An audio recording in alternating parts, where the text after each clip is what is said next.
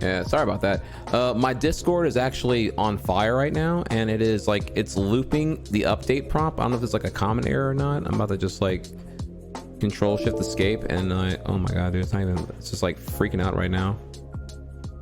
I don't know what the fuck is going on.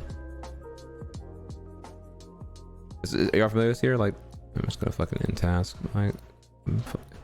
Suck my nuts, bitch.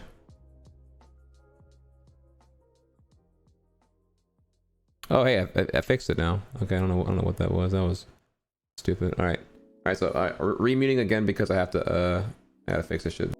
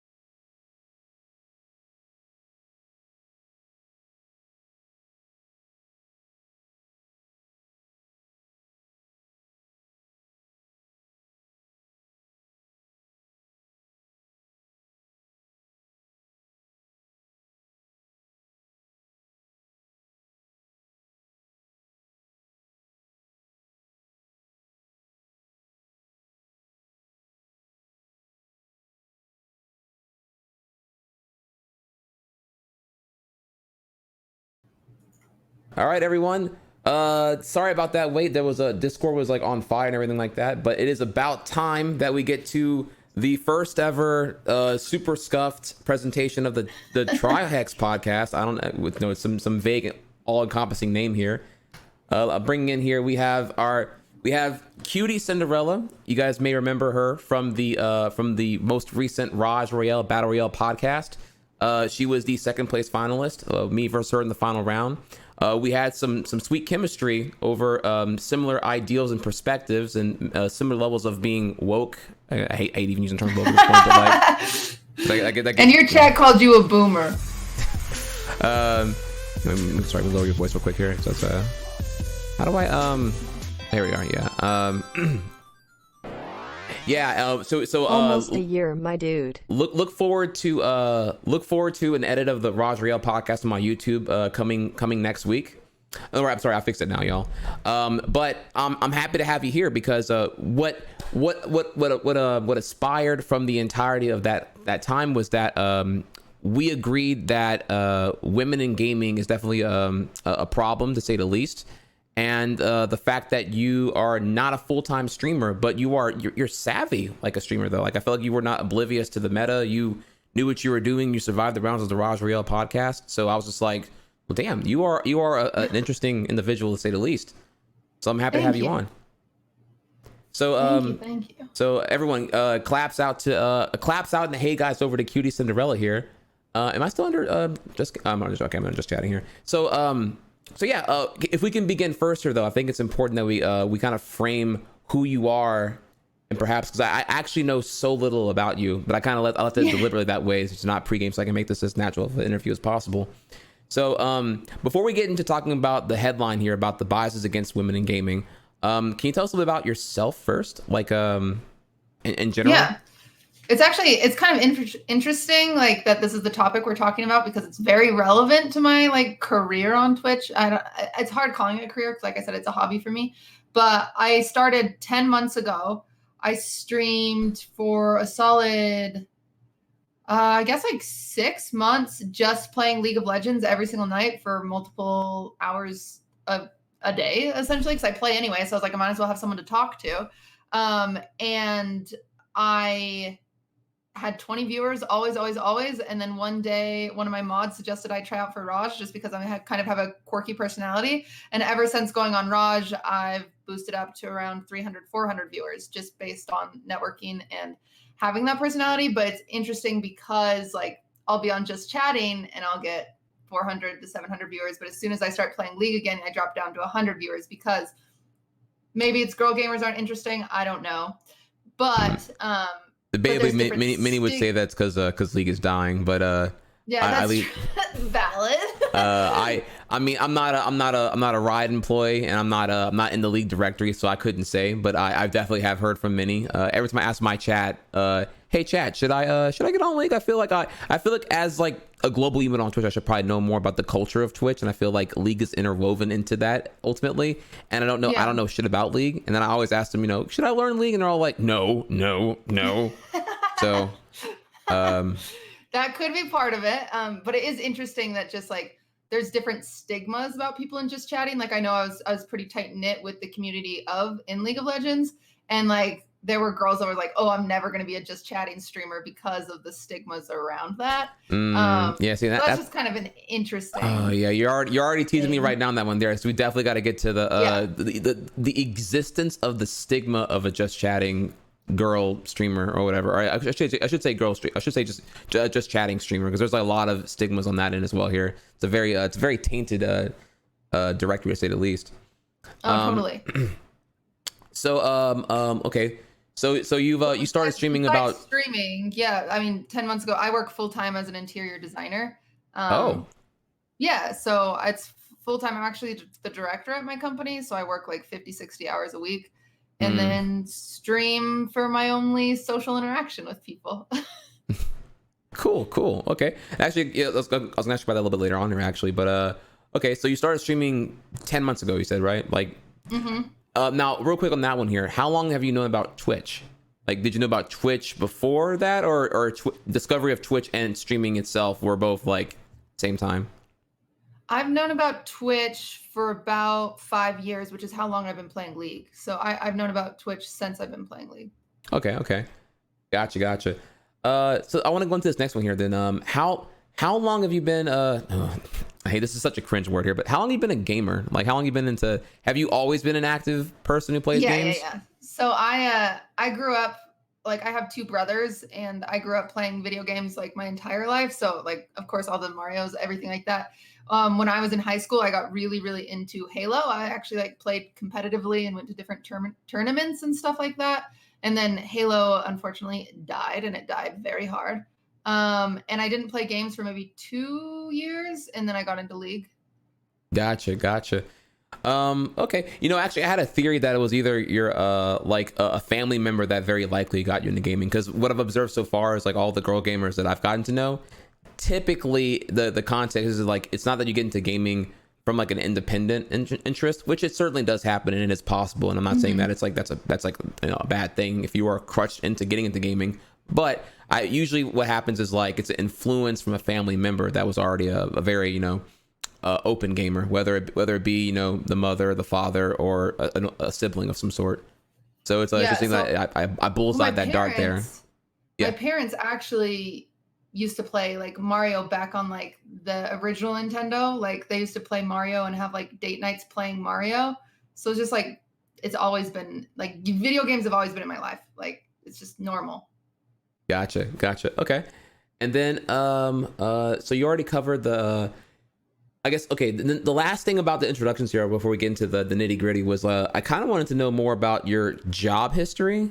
Like, and this is only in the context of, say, because of the statement you made before on the podcast where you said that full-time streaming to you is unsustainable.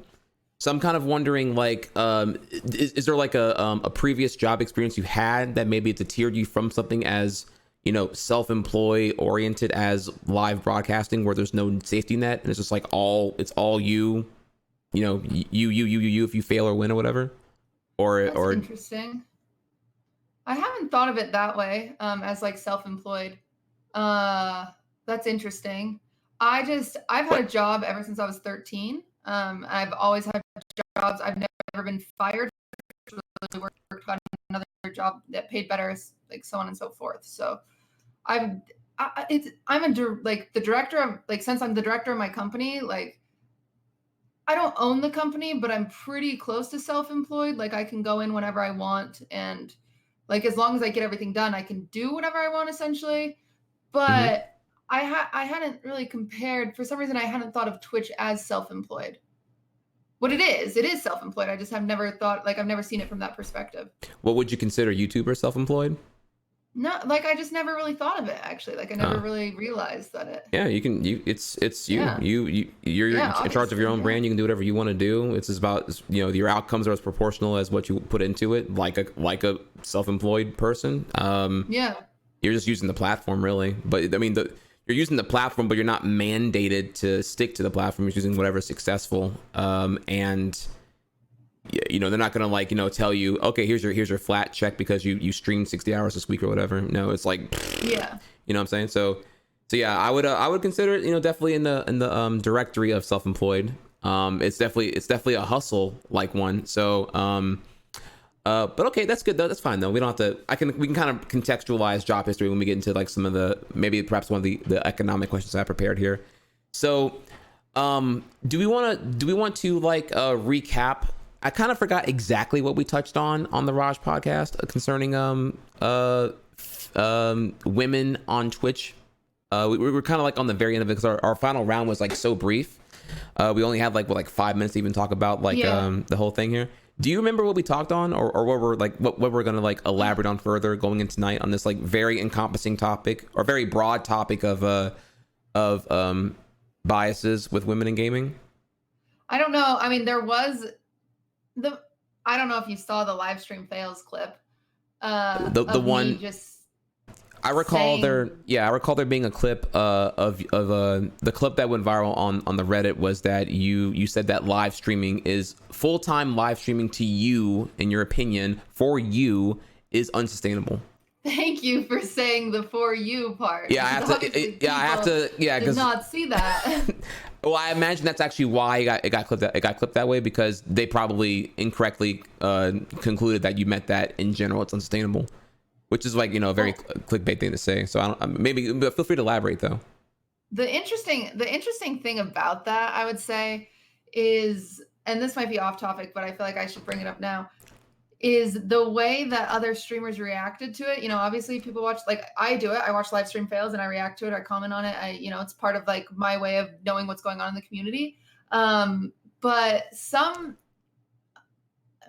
Greek god X, and I will say his name because I can, and he reacted in a way he did. He talked about it on his stream, and the first kind of sentence that he formulated was about how some women will say they have a job on Twitch to bait their donators into donating more. Like, if you donate to me, then I don't have to go to work tomorrow, type thing. And then shortly after that, like he said, but I don't think QTCinderella would do that. But the issue is he didn't say some streamers, he said some women. And also he started that narrative based off of something I said, which brings me into it. So it's just kind of like one of those things where you're like, oh yeah, you know, it's too late to revert and say, like, I don't think QTCinderella would do that, because I wouldn't do that. And if anybody who knows me knows that I wouldn't do that, because like the security that I have from my full-time job is what stops me from streaming full-time. It's just that comfort blanket, that security, the fact that I know I won't be irrelevant tomorrow. You know, like always be good at my job, compared to on Twitch, I could have a bad day and no one wants to watch me be grumpy, right? Like, oh yeah, no, it's that's probably hey, I don't minor thing I want to get into right there about that, or minor point I want to make about that. Yeah, streaming is definitely a very mood dependent thing. I find that oh my god, the mental overlaps of exhaustion between broadcasting full time and being a full time waiter at a restaurant are both very, very similar. It's if you're in a shitty mood, there's no way you're gonna like, or maybe if you're just like completely dissociated from your performance,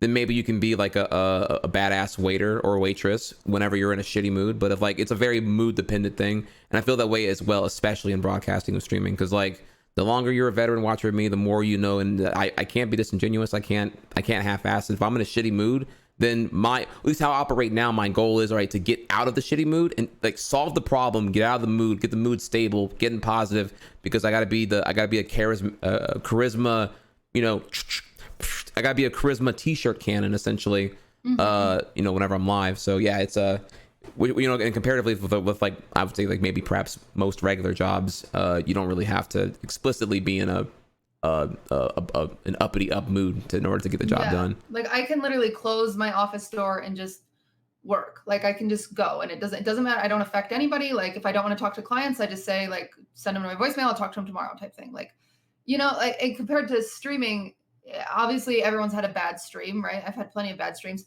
but like you feel so differently about it because everyone saw you have a bad stream. But oh yeah, you're leaving footprints. That's the thing about it. You have a shitty day at work and you get into a clap and a slap with a coworker or whatever at the water cooler or whatever it may be. There's no like, I don't know, like documented footprints in the sand, if you will, or in the snow. Like whereas when you broadcast, oh my god, dude, yeah, you could have got clipped, could have got documented. The VOD's still there. Yeah, you know, it's all there for you to see blow up in hindsight. You go crazy on chat and then you see yourself in live stream fails, but like, you know, like it's just like, it's silly. And like as a girl, it's like whenever I'm mad, there's at least 5 to 10 people in chat just spamming like, are you on your period? And it's like, cool. No. Wow. Like I have normal human emotions, right? Like, We'll get into that in a second. Jeez, oh, yikes. Oh my god. All right. So real quick though, I want to come back to that comment you said about Greek here. I feel like, okay, yeah, he made it, that's definitely an inappropriate framing from him on that in there. I would take that as he's perhaps still not familiar with his power of reach, and like I don't know what to call the principle here, but like the higher you are on the ladder, the more known you are, or the more your reach is whenever you communicate, whether you're like, I don't know, Chris Evans as a AAA celebrity, or, you know, Dwayne Johnson as a celebrity, or if you're just a Twitch broadcaster, or if you're just like a literal working at McDonald's or whatever, right? Like no matter what your level of reach is, well, generally the higher you are on the social ladder, the more reach you have, the more interpretations that can be had by what you communicate because of how diverse your pool of receivers are. So it's like you have to like kind of like, you know, be more specific and refined on how you're going to say things, because it will be interpreted in every way possible that you leave up to a variable. So like whenever he said that and threw you in there, I wish he hadn't done that, honestly. Well, we have to admit that like there are people that do that, right? The point he was making here about the yeah, like there are people that do that, but it was just so casually how he said women, you know, there are so many girls. I can't say factually what isn't done, just because to be quite frank here, I'm broadcasting a fuckload a day here. I'm rarely on the just chatting directory to even know what the meta is. Like I get kind of like a screen cap here and there whenever I see like, I don't know, certain threads on LSF or whatever, but like I'm not an active just chatting consumer, I guess. So I wouldn't know what's happening there. So I can't even be like, I can't be anecdotal, Andy. I can't even be like, I don't know, like anything. I don't know. So I also don't want, I don't want to assume either though. So I know there are bad apples, certainly, but I don't know like how I don't know how bad it is. Like I haven't been on there in a while. Like last time I was at an active person was whenever I was intrigued by when the meta was developing, back when it was the IRL directory before it got dissolved. Because I saw then that like just everyone was there, you know. Now it's a little more like refined where, you know, ASMR is elsewhere and the other ones are kind of elsewhere, but like it's still a very powerful directory. But like whenever it was IRL and only IRL, oh my god, it was ridiculous, dude. It was like it was like 25 directors would just all congregate in IRL, and it was a giant shit show for discoverability, for organization, and everyone would abuse it for easy views, because it was essentially, in the most broad term here, chat roulette, Twitch edition.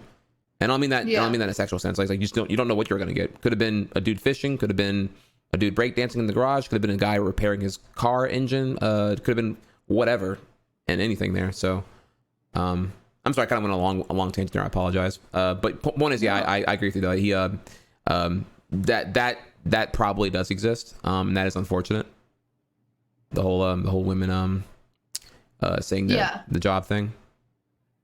And then I know I haven't watched back to see what Trainwreck said, but of course Trainwreck kind of has, I don't think Trainwreck is sexist. He has kind of like his ironic sexism with the Squad W stuff, but he watched it. I was streaming at the same time, and all of a sudden I look over at my chat and it's just full of Squad Ws, like just full of them. And so then I was like, what's going on? And they're like, Train is roasting you right now. And it's like, he roasted you over that?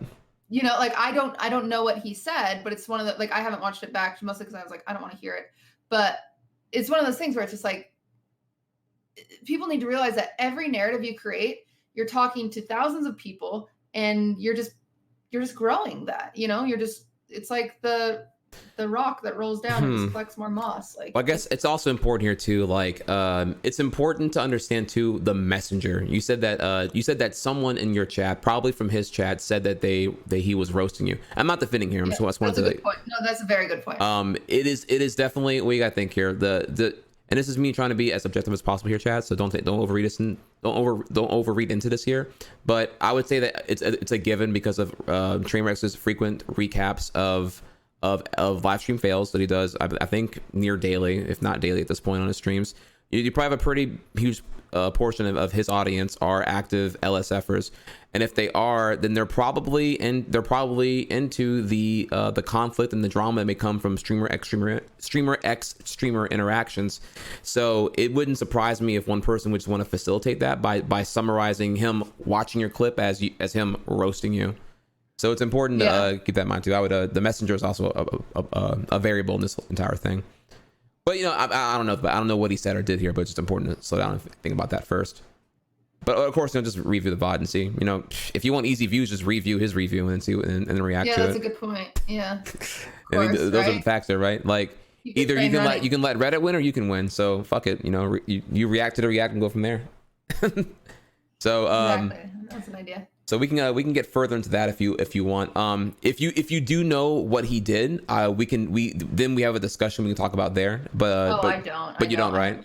Okay, well, I don't. Not a big deal. Not a big deal. All right, so let's. I think we're actually done on that then. So do you want to? There are generally two directions we can go right now. I have here some of the girl biases. I had some prepped questions that I would love to get into with you and get a little scrap over, or we can get into some economic shit. What as far back as the whole like sustainability of full-time broadcasting to you and why it's not to you, because I find that kind of interesting actually. So which one do you want to get into first? Honestly, either one. I'm open to either. Yeah, I'm a clickbait chat here. We're gonna go with the non-headline one here. Let's go into the economic shit. So you were I have only like two questions here for you about that, and then we can. But they're both pretty open, so they're like open to a lot of discussion here. So the first one here is economic instability of full-time streaming, and like according to you for you. And your perspective and elaboration here. So is it fair to say that statement you said on or the rough paraphrasing the statement you said on the Raj podcast was that there's an economic instability factor for you if you were to pursue full-time streaming? Let's start there, right? Do you find that is correct? That's how you feel about it right now? I think that's 100% correct. And a lot of people bring up, like, I have over 1,000 subs, and I could live off of what I make off Twitch. I know that. I know I can live off of it, but it's the fact that month to month your sub count changes, month to month your relevancy changes. Like, I know all I should be doing is growing, but and maybe it's because I'm not entertaining. Maybe it's because of like so many different things, but it just isn't a safety net. Plus, it doesn't last as long as career does. Like not career is the wrong word. As what's that word? I'm like trades essentially. So I'm an interior designer, right? So I can get any job in design essentially. And with interior design comes project management. I could do project management at a like a construction company has offered me project management. Like speaking of design, like a clothing company has offered me to come be a merchandiser there, like to come shop for them and buy stuff for them. Like, so these tangible skills that I'm getting from my current job are things that I wouldn't necessarily get from Twitch. And say 5 years from now, when nobody wants to watch a 30-year-old woman stream, then what happens? You know, if that's all I do, if I put all my fruit in that basket and then nobody wants to watch it, I don't have any of these skills that I've learned from having a job. So okay, I'm not gonna say your opinion's wrong here, but there's a couple of things I would want to contest on that. The one that stood out the most to me here is the idea that you said that no one would want to watch a 30-year-old woman stream on Twitch. So okay. Which that was very broad. Yes, I get it. So it's like no. I'm not even here to attack on the semantics of that. I get it. Like maybe you meant like a attractive woman or like a certain appeal or whatever, or like, you know, in a bigger sense, even like, you know, I'm sure there are, and this is not strictly in the sense of Twitch broadcasting, but I know there definitely are women who probably opt to not reveal their relationship status because, you know, once you reveal that you're married or taken or not single, you know, then you got a lot of people who are probably, what's the word here? Like objectifying you or having like pseudo fantasies about like the perception that, you know, I can donate my way to stream boyfriend.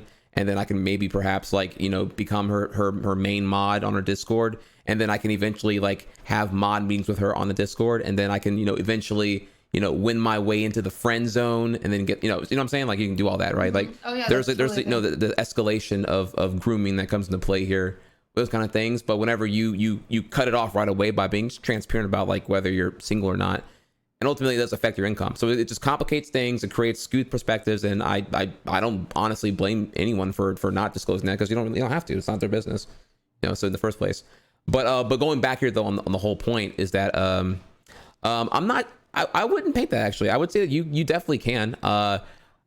Even look at myself right now. I say that I don't know who you know. I think back to like 2012 and who would watch a 40-year-old guy play games or who would watch a middle-aged gamer. And I definitely think that on a positive note here, that in a broad sense that watching Twitch streams is definitely more personality based than and substance based than just like appeal of their physical attributes. Is that true with females though? That's the thing though. You're right, but that applies mostly to males, and there's definitely a double standard on the expectations of how females look based off of the how much of the Twitch watching public is in this like mindset that you know how women should look, I guess. Because you bring up a valid point, and this is actually something I got on before randomly at some point on some random tangent here, is the fact that like there are you know, you look at the top 0.01%, right? You know, anyone who's got like, I don't know, like let's just say like, you know, 5K or more viewer average, right? All the guys who are in the top 0.01% don't necessarily look good or, you know, or fit or attractive or appealing or even have like kept up, I don't know, anything's really. I mean, look at me right now. I'm a unshaven fucking mess right now because I'm blatantly prioritizing, you know, clocking in the hours and getting the content out as opposed to, you know, going to a barbershop and getting refined in, because it would just cost me a lot of time rather than, you know, am I going to do an 8-hour stream today or am I going to do like, you know, or am I going to go across town, go to my barber, wait in line, get a cut from him, then come back and do an 8-hour stream, you know? So it's like just, I'll get the cut later on, you know what I'm saying? But comparatively, if a woman, you know, doesn't have the mascara, the eyeliner on fleek, you know, doesn't have the, you know, the foundation or the contouring of the foundation, make it look natural and have like natural looking makeup or, you know, or glam looking makeup, your hair done, everything else, you know, you don't have the I don't know, whatever you want to call it, the bobs optimized or like a certain nice, more moderately to, you know, pretty revealing top and all that other stuff. And, you know, all those things come into play there too, because we've seen definitely plenty of evidence of whenever like if you wore like a casual minimal revealing t-shirt compared to, you know, wearing wherever you want to wear, obviously, yeah, you get a difference of treatment. So I completely agree with you there. That's a huge double standard there. That's unfortunate. It would be almost like, I almost wish they could do this if they could like pull chat logs from women versus men and see how often like looks are attacked in women's chat versus men's chat. Because any ladies chat who I've ever been in, and I've got lots of girlfriends on Twitch, they get called ugly at least once every 20 minutes just by a random person, right? You don't see that as often in men's streams. Like, Yeah, I know, that's true. I'm sure you get bullied, whatever, everyone gets bullied at the fucking internet, but like there's a difference between like being called like stupid and being called ugly, because it's like, just because I didn't wear makeup today that makes me ugly. Like, there's, whenever I wear a hat, how many people come in my stream and they're like, take off the hat, and it's like, why? Like, like it's seriously like, it's the weirdest thing. Oh, you like, get the backspace, you get the backspace on that as well. Dang, that's crazy. yeah, it's just like, it's so silly. Like, it's so bizarre. Just like the different standards of women, like, makes no sense. Okay. So let me bring it back here again. And I'm sorry, I caught myself here. I'm talking a crap ton. I'm gonna like try to like be less wordy. No, here. you're fine. I really don't. I apologize there. I'm new to I'm new to this, y'all. I'm new to being in the driver's seat, so I apologize here. No, you're doing great. Don't worry about it. Let me see here. Yeah, so the economic instability. Well, let me just first say a little bit about I guess how I felt about that, because I went full time in broadcasting in 2015, July 2015. And I can tell you, I remember how I felt in 2014 about whenever I had enough momentum to go full time. And I'm wondering if we can kind of like, you can draw me in a comparison if how I felt then is kind of how you feel now or not. So way back then in 2014, whenever I was stagnant at like 150 subs for like the first year of my partnership, because I, like you, I had like a full-time job. I was a part-time student. I was broke as shit and I was busy as hell and I didn't have time to do anything else here. So I could only stream really like 2 to 3 days a week. It was not anywhere near enough to like, to grow. I was doing it to maintain and retain the subs I had, but I couldn't really grow off because I was streaming so infrequently. And so eventually though, I grew, things got better. I got to 400 subs and I was like, okay, well, shit, dude, if I get to like 600, I could consider going full time. I lower my expenses. I, make things happen really here. And I'll be able to do it full time. But it was still very scary because, that's just, having the like minimum base income level I felt I needed to afford rent and like still have to cook cook every meal. Like I had to like make big strides on reducing my expenses to make that sustainable from going forward, So it meant like no more eating out. It meant, doing the whole cooking swag and, being, the kitchen slayer, Trihex, just, in the kitchen all day, making all the food as cheap as possible. And but even then I didn't have any money saved though, so it was like, I wanted, so I didn't know like what boundary to put on how much, what's my cushion, what's my flotation device, if you will, here to stay afloat without sinking.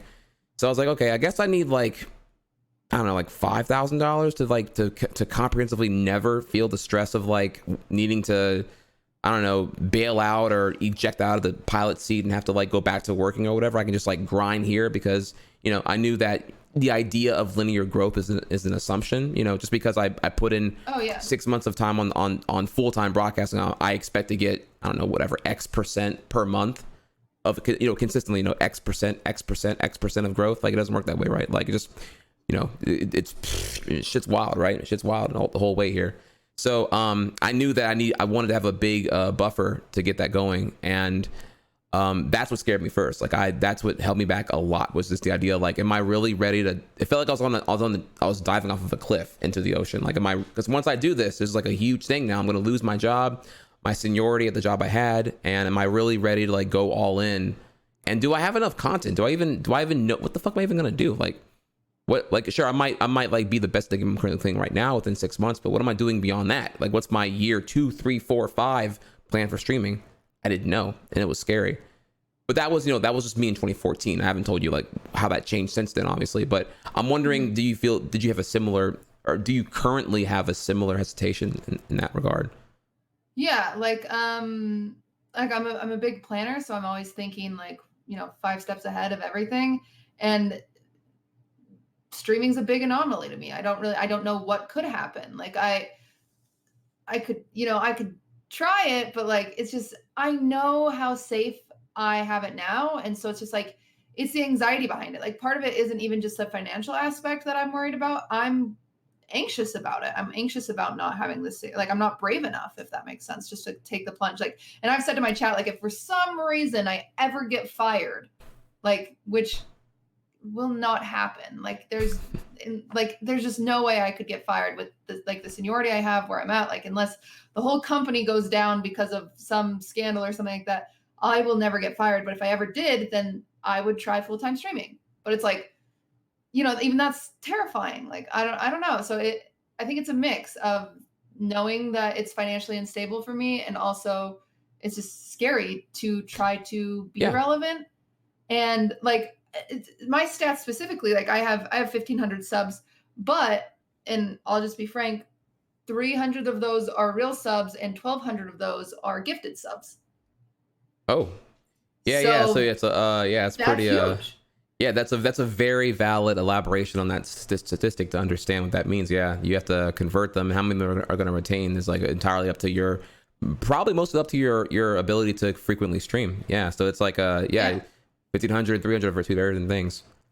I agree with that entirely. Super different. Like so that's like that's another thing is people are like even in the live stream fails comments they're like she has a ton of subs and it's like this month, Sorry, my and I'm totally grateful for those, but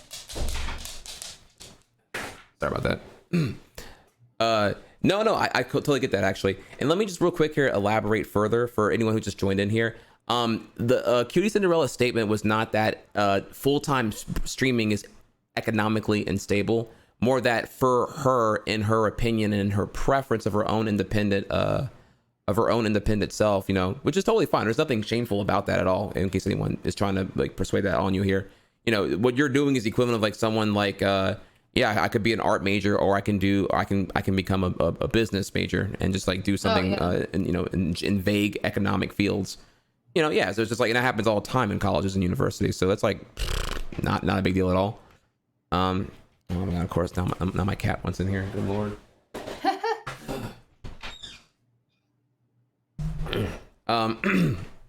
Okay, so then now to swap it over for you here now, I would love to get what is a positive, the flip side of it here. So if we're concluding the negatives as economically unstable for you, then my next thing would be that. Sorry, my cat's being misbehaving right now. Could you paint me a scenario like and this is purely hypothetical here, but like what would have to change for you to feel more inviting, persuasion to come into full-time broadcasting? I'm curious if is it the atmosphere of Twitch that makes you is that any kind of implication in there about that, or is it just purely the fact that you already have probably a pretty happy good job now and just not really that urgent to get into? It's totally numbers. Like I'm a numbers person, so I'm always weighing my pros and cons, and the streaming just has more of a gamble. That's literally all it is, and I'm just afraid of the gamble. So okay, yeah, I think that's fine. You don't have to even you don't even have to even sweat that one right there. Okay, so the let's go back here to the because now we're done with the economics here. We can now get into the gaming stuff here. So you play games. You said that you particularly League is what you have, is the game you broadcast the most. Is that correct? Mm-hmm. Okay, then the one I want to talk to you here about first, and is like as far as like the women biases go, is like let's talk about climbing rank and competitive gaming here, because I feel that's one that's easily probably a problem. Have you so the thing I want to get at there is like I've seen some stories here about whenever like a woman will climb a game and rank, and this could be like in the anonymity of like an in-game chat client, for example, but like that the assumption would be that, oh, she got carried, or that, she got boosted or whatever. But obviously if an unknown guy climbs rank in a similarly, let's say sudden fashion, for example's sake here, that stigma and bias are nowhere to be seen.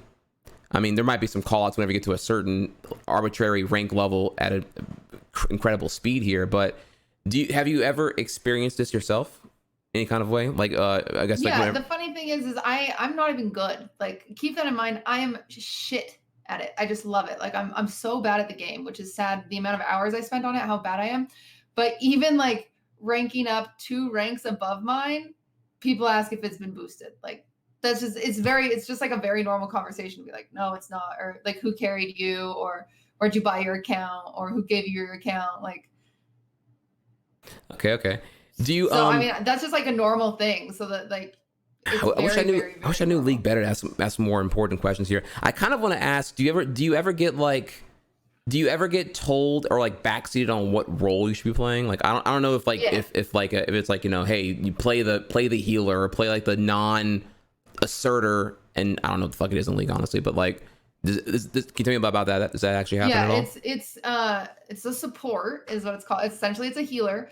But even actually, like IRL, like I go to a lot of the League games live, and like some asshole came up to me and he was like, "Oh, what support do you play?" And I was like, "What?" Like, I don't even like. I was like, "Oh, I play like attack, damage, carry. I don't play support. Like, I don't know how to play support." And he was just like, all girls play support. And I was like, are you fucking kidding me? Oh boy. Like, like just like such a silly assumption. Like, it's a video game. So just to assume that a woman has to have like the least important role, and like a support is an important role, but like, I get you though, for sure.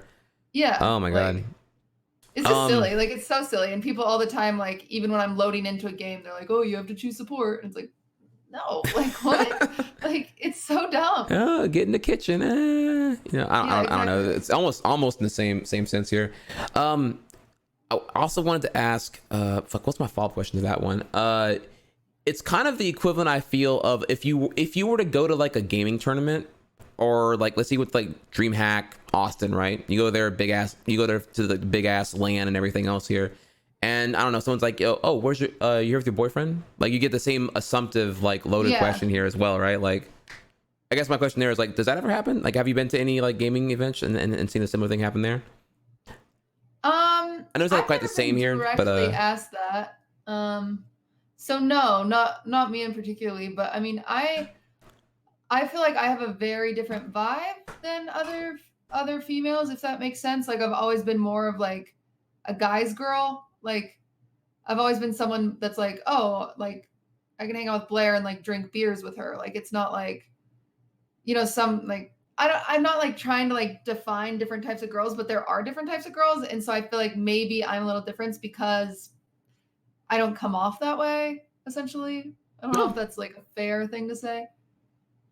I can kind of get that. Yeah. I would just call that chill overall, but like, I mean, I don't even not high maintenance, maybe. Like, yeah, I don't know how to word it without coming off as like, exactly. like, people can interpret me as saying like, well, what do you mean by other girls? So yeah, I'm just like, all right, I don't know. I would just say chill, like, but whatever. That's all good. People are gonna read anyway. It's not a big deal. Okay. The next one I have for you here then is let's talk about, you brought up here climbing ranks specifically, which I will clarify. Yeah, that's not like unique to women, but I think it's proportionally it's way a bigger problem for women in gaming. But let's go to the next one. The next one I have for you here is the inevitable follow-up from that, which is interacting in online environments. Once, I guess if you choose to do voice, right, in game comms or whatever, right, or even just openly revealing that you're a girl on whether it be like, I guess, Twitter or whatever platforms you communicate on. Can you tell us a little bit about your experiences with that? Like, do you find that you are treated very different the minute you speak in game comms, for example? Yeah, it was more unique when I used to play Halo because my gamer tag was not very feminine. So I ended up changing it to something more feminine, but like, you'd get on the voice call, and the minute I would talk, people would like tell me to get back in the kitchen or to suck their dick, or like just like explicits right off, like the minute I would talk, or like, oh, it's a girl, like I never just got like a normal like, hey, like, dude, go over to, there's a shotgun over if there. I can hear, that is so fucking cringe. I like to think of that at times, and I'm not defending this at all, by the way. Clearly that's a terrible thing, but I think of that as like that's like a dog in the street chasing the car and actually catching the car. Like, oh my god, I actually got like a I don't know, minority or whatever right now. Like, yeah, they're just like, oh, and they just can't. I get they where can't, it comes from, they but can't it is contain like it. very normal, unfortunately. Like it's just like Yeah, it's I remember super. my headset was too loud one time, and my mom was on the couch, and I was playing Halo, and I turned it on, and the minute I said like, "Hey guys," like I don't even remember what I said, but he was like, "Oh, my buddy wants to fuck you," like really really loud. Oh And my my god. mom was like, "You can't play this game anymore." And it was like I had a tournament that weekend, and I was like, "What the fuck?" Like, no, like what the fuck? Like, and so it's just like it was just shitty. Like, and like all the tournaments, they were all guys. Like it was all guys that I'd play with, right? And so it's just like one of those things. Like my parents seeing me go to these things are kind of just like nervous about it, and it makes me sad that people would be nervous about it. Yeah, no, I hear that. Yeah, that's. I can't say I'm even really surprised that they would be nervous, actually. Shit, dude. If I had I don't know, I guess, I don't want to get into like hypothetical parent hex here at all, because I don't, the hell do I know? I don't have kids here, but I would think if I had, you know, whatever, like a 15-year-old daughter today and she was going to a tournament, I'd be like, I don't know. There's a lot of, shit. I want to say squad W, but I hate diluting squad W into just like being anything I don't like or whatever. Yeah. But you know what it is. Yeah, like for sure. Fuck. What was I? Okay. So we talked about that, and I wanted to clarify. Okay. So earlier I said the analogy about a dog chasing a dog chasing a car, and that you know, oh, I caught a minority. Just for Chad's misinterpretation here. What I was getting at is that because females opting to use in-game comms are definitely in the minority. I mean, you can debate here too that, you know, women in gaming are minority, but definitely females who opt to speak in-game are mega minority. So that's more what I was getting at right there, chat, and nothing to do with ethnicity or any other thing you may derive that from, honestly. Okay, so we think here. What well, actually, you know what? Before I get into another one here, was there anything you wanted to get into, or you want to keep going? Yeah. Like structure here. I'm just gonna. So I have another like three topics here we can go with, but you know, if you want to lead with one here. That like I've been thinking about was like the dynamic of male streamers versus female streamers, just like in just chatting, like not gaming, because gaming has other variables in it. Like, are you good? Like, can you articulate the game? Do you understand the game? Like, are you teaching people, compared to just chatting is pure content entertainment, right? So the interesting thing that I kind of like have been thinking about is just the difference between like most male streamers are somewhat the same, and then there's like most female streamers, there seems to be like more of a divide, if that makes sense. Like I said, like we kind of talked about the stigma around just chatting streamers. And like when I was a League of Legends only streamer and I talked to all my League of Legends friends, just chatting streamers were girls with their tits out. Like that's just what it was. Like that's just what we said they were. We were part of the horrible narrative that would just like make fun of them and add to that. Like, oh my God, did you see so and so is streaming? Like she just moved over to just chatting and she was wearing a deep V and yada yada yada. And like, of course, like sexualizing isn't something that we should do as like humans anyway, but it is part of human nature, unfortunately. So seeing that on the internet just exemplifies that. So it's one of those things that's like, if she feels good about herself and she's feeling hot in that top, we shouldn't judge her for showing more tits. But unfortunately, like that's something that we do. Plus, I think like males, so I actually looked this up. 80% of Twitch users, or 81% of Twitch users, are males. And males Sounds about right. Are what? No, that sounds about right. Yeah, 81%. So males are more likely, like people in general are attracted to people like themselves, right? Like your friends, you probably have stuff in common with your friends. Like that's human nature. So yeah. Males are more likely to watch other male streamers because they find them more interesting. Plus there's a word. It's like they desire the camaraderie. So they watch these guys and they desire to be friends. It's parasocial interaction is like the term for it.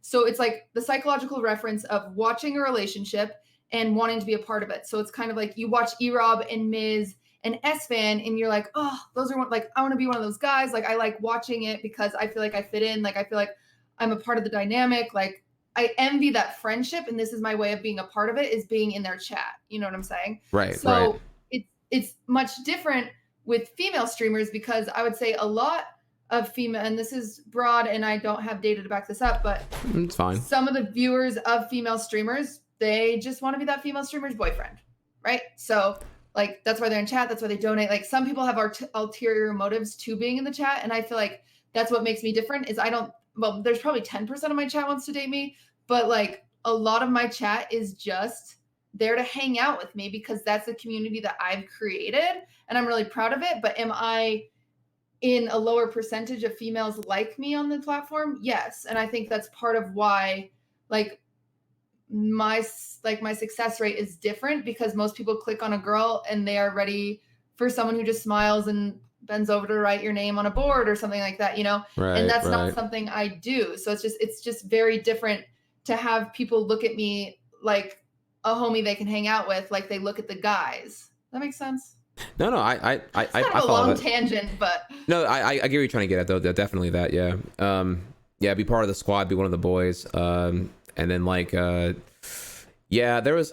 Okay, wait, what did I want to get into with that one too? You brought up like a couple of things I wanted to like go on, and it was like, okay, well, first, can you just real quickly rephrase what you were what was like the core point of that whole thing there?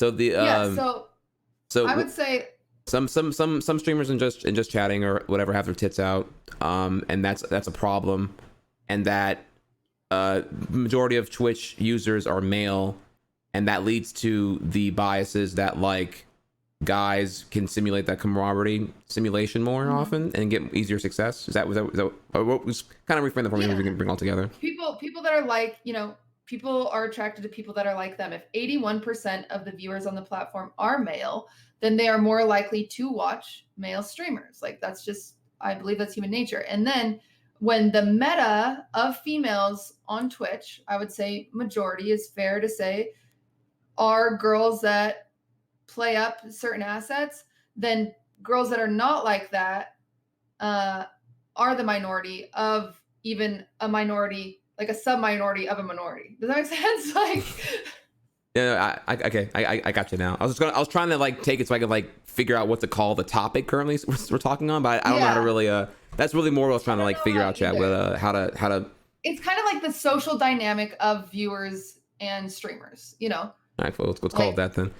Topic is still accurate. Social. I even admit that like I love watching, like, just because I am more of a tomboy, like I like watching the guys streams. Like I like watching Miz and E-Rob hang out. I like watching Ethan and Mitch hang out. Like, I think it's fun. I feel like, you know, you're hanging out with them, kind of like that's what you're supposed to feel like. And so it is harder even for me to watch some girl streamers, like when a bunch of girls are together and they're doing makeup on stream. Like, part of me is like, ugh, like this is boring, you know, because it's not like there's not that same dynamic. Right. So do you, I guess when you bring up the fact that it's like a majority male, 81%, if we'll cite it here, 81% male Twitch viewers, what would change in your guess if it was more like equal, hypothetically? I mean, another interesting thing is I did look up like the top 20 streamers of 2019 based on subs and viewers, and there wasn't one female on the list. There wasn't one, not even Pokimane. Pokimane didn't make that list. If you look up the top 50. So let's start right there. Well, first thing first, I'm kind of curious of what this list got its sources from, because like Twitch metrics. Okay.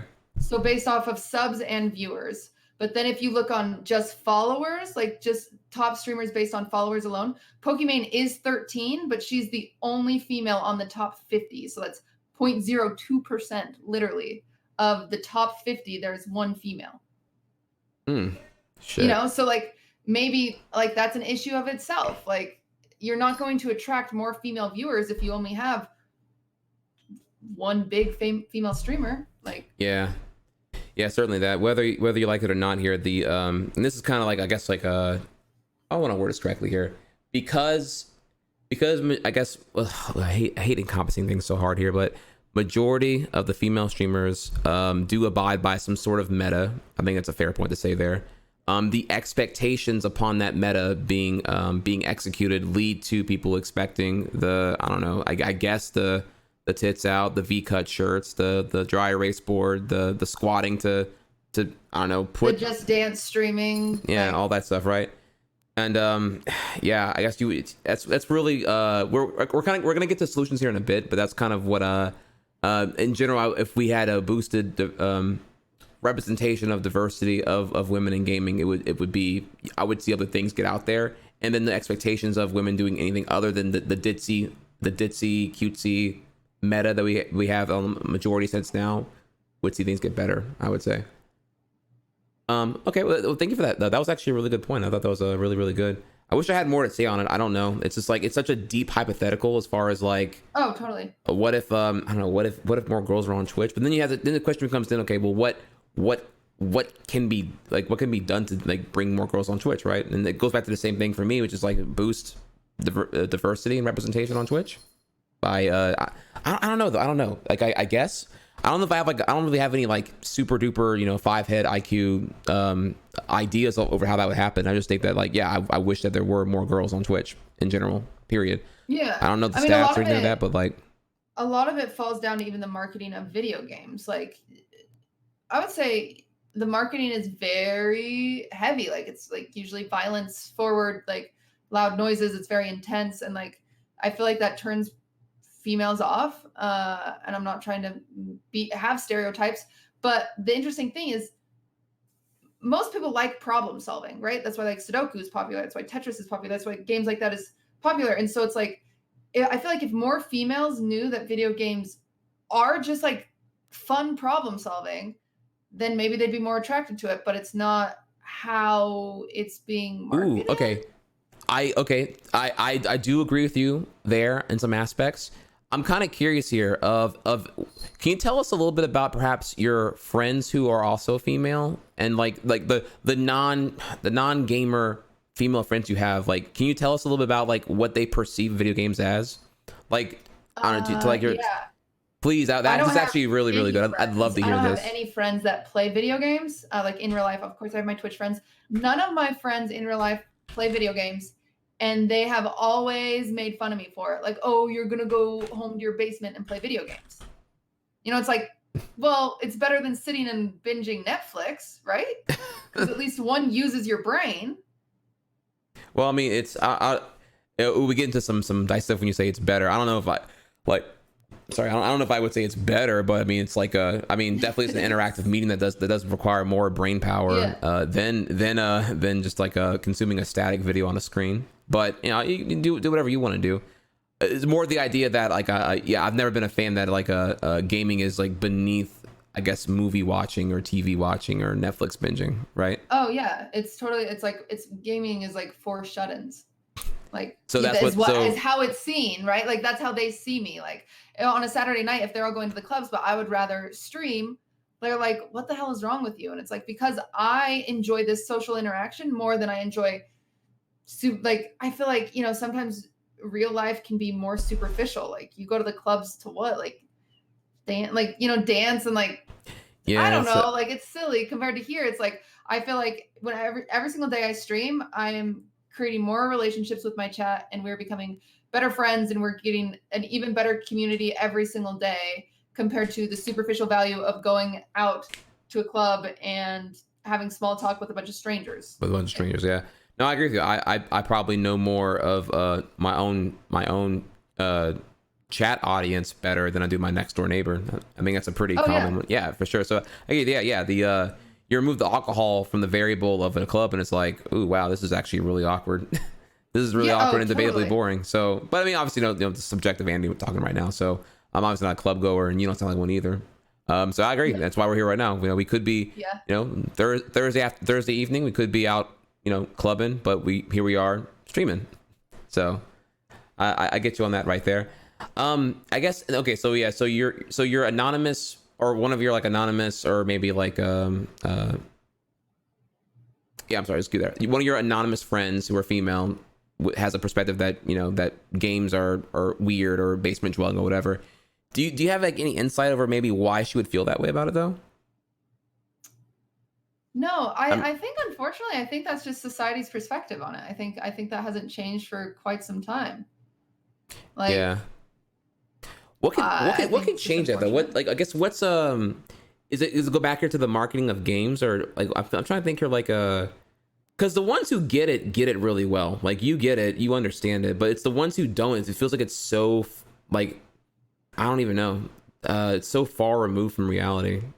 Well, it's actually interesting because I remember reading an article forever ago about some of like the psychological marketing used in Fortnite with all the bright colors and stuff like that. And part of that was, yes, to attract a younger audience and that, but also to bring like light back to game. Like that's the thing about Mario. Like the generation of Mario, when Mario first came out, you were not a basement dweller. Like you were having fun. Like it was with your family, right? Like you were all going around a Nintendo and you were playing a game together. Like that's how video games were. Well, not even, let's go back. Like, let's talk about Atari. Like, let's talk about Pac-Man. Like it wasn't you're a basement dweller. It was very much so like a group activity. And so the fact that it's slowly turned into something. You got a point there. I'm trying to think here now. Like what, if there's the basement dwelling trope, let's go, if you go back like, you know, almost 4 decades here, like when you were like an arcade junkie, what was that called back in the 80s, you know, the early 80s? Yeah, I have no clue. You know, I mean, yeah, like I don't know, any actual any generation X's in chat, or any, fuck, I'll just call them boomers, whatever, fuck it, any boomers in chat can tell us. Fucking nerds. Yeah, nerds. Yeah. Yeah, but like part of Fortnite's marketing, essentially, in this article I was reading, I don't know how it's true, everything's interpretation in most articles, but it was saying like the bright colors and like the fun dance moves, like that stuff. It was supposed to, the idea was to liven it up, back to reminisce on those times of like Mario. Like, you know, you think Mario and you instantly, or Pac-Man, you think bright yellow, bright blue, bright pink, like you think bright colors. Compared to Gears of War, you think like, you know, you're deep in the fucking jungle, like, or in a battle or something like that. And then, so it's interesting that even marketing is having a hard time changing perspective on the players of the game, because unfortunately, now the perspective of Fortnite is like a bunch of 13-year-olds flossing. Like, you know what I'm saying? Like, so yeah, things have changed in the last couple of years. Not wrong there. Okay. So, and then I had one here. I think I wrote this one kind of badly in my notes, but perception of Twitch audience that all female streamers are your perspective of that Twitch audiences that all female streamers are sexualized. I worded that really badly. What did I say here? All right, I'm gonna read it out loud here again. And you can just take it and rearrange it to a better thing here. Perception of Twitch audiences that all female streamers are sexualized. What did I write? This is a terrible thing. I'm so sorry. No.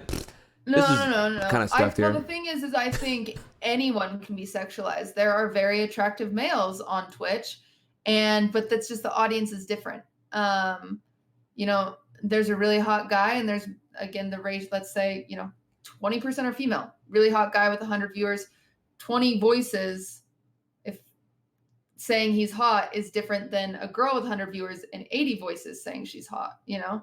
Mm-hmm. So, I mean, yeah, girls aren't as vocal about that in general, I feel. They're not as vocal about just saying, like, oh, you're gorgeous or stuff like that. But I think that's why it's more likely to see females getting sexualized. It's just because there is more of the opposite gender on the platform.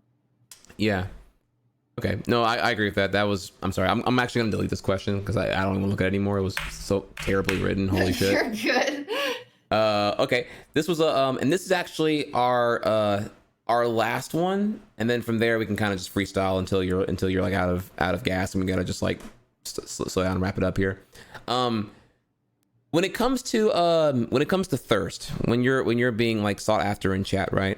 Do you and you feel free to, if you want to reword the question or dodge giving a specific answer, that's fine. But I thought it'd be interesting to hear your take on this whole thing here. Your take on thirst. Do you avoid it or do you combat it actively? or the situations where you do one versus the other? Yeah, that is a really interesting question because I feel like it has a lot of parts to it. I avoid real thirst. Like in every way that I can, all my DMs are turned off for Hmm. lots of reasons. Obviously, we Oh, talked about those. I Yeah. understand completely. Like all my DMs are turned off. I don't read Instagram DMs, and I'll get people in my chat all the time saying I DM'd you, read it, and I just blatantly say I don't read DMs. Like that's it. I don't read them. Like period. The end there.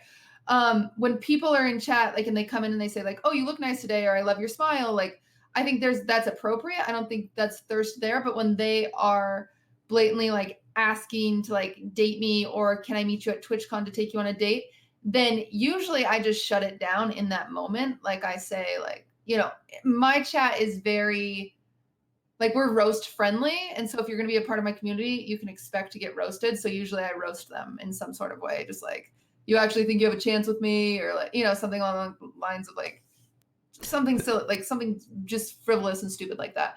But if they are persistent, then usually I just ban them. Like, because I don't want to encourage behavior like that. Even if like somebody once donated me $100 and they said like, "Here's $100. Can I marry you now?" I said like, absolutely not. I'm refunding your donation right now, and that's what I did. Like, I refunded the donation. Like, I'm not like that's not why you donate to me. Like, I'm not.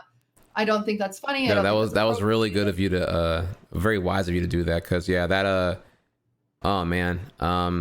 I admit, actually, I in a moment of actual transparency here, I've had a couple of sugar daddies in my chat back in like 2012, 2013, where I used to have a gimmick, actually. I used to have a gimmick where I would if I got a $20 donation, I would take off my shirt and pretend I was going Super Saiyan or something like that. Like Yeah. I was a super gamer or whatever, and I had like a little crop of like Goku's hair, and I that would put that over my webcam, and I would continue to play the game I was playing, whatever, and I would try to like pretend I'm actually like playing better now because I'm now the shirt's removed or whatever. And Yeah. and yeah, I got objectified really quickly from that one. There eventually what happened after like doing this skimming for like a couple of weeks. And again, I was like in context here too. The one, this was 2012. Twitch was way younger at that time. Two, I had like a 50 viewer average at this time, which was like pretty shit. I mean, all around, I would say like not that great for because growing was way harder back then, because it was like Twitch was so niche way back in 2012. Like, you know what I mean? Like, it wasn't like you could just like, you didn't have like LSF or any kind of like aggregator to like boost your relevance in any kind of means possible. So Yeah. 50 was just like where it went hardcore. Well, anyways though, yeah, I would go shirtless, and people would come and be like, why isn't he half naked?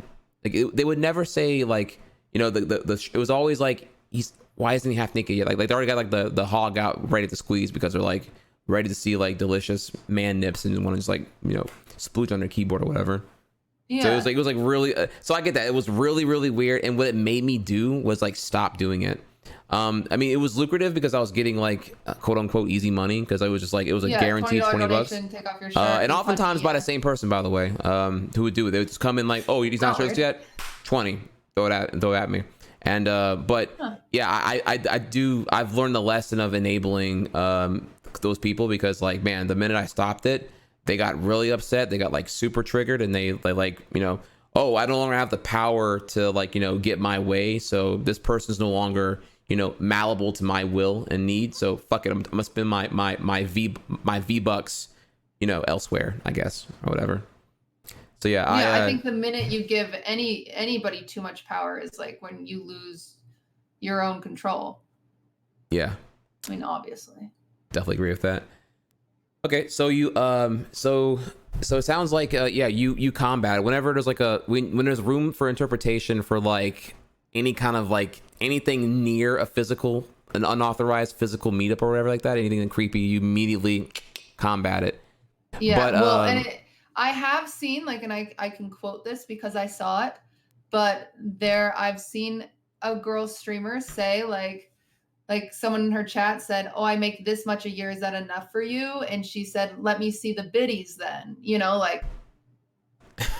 So there's different people for everything, and I think that's part of the glory of Twitch, is that different people have different communities. Obviously, I would never want my community to react that way or feel like they have to react that way, but even that sentence alone I feel like gives them power because they're already thinking they can buy you.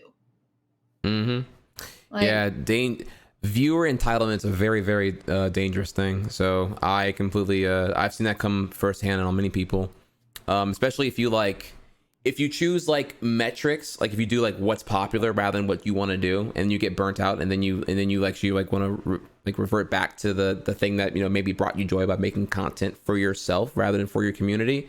You'll learn really quickly who's already too far gone and in the entitlement loop, because they're like, whoa, I followed you for just chatting. I didn't follow you for league gameplay. What the fuck's all this bullshit? Get back to the hey, look, if I donate 50, you gonna get Just Dance for Wii?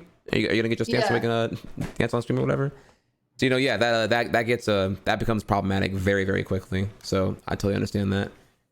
The most interesting thing I had to deal with was when I switched from League of Legends to, like, I mainly just chat now because I just do a lot of variety now, because I feel like I finally have a community that allows that, which I think is great compared to I just only used to play League, and I love League. But I had multiple mods and multiple viewers come into my chat and say, like, I'm not watching you anymore because you don't play League. And it's just like, I do play League, but like, don't threaten me with your viewership because I'm not doing what you want. Because I thought from the beginning you were watching because of me, not because of what I like, not because of the game, or not because of like what I was painting that week or sewing that week or whatever, like.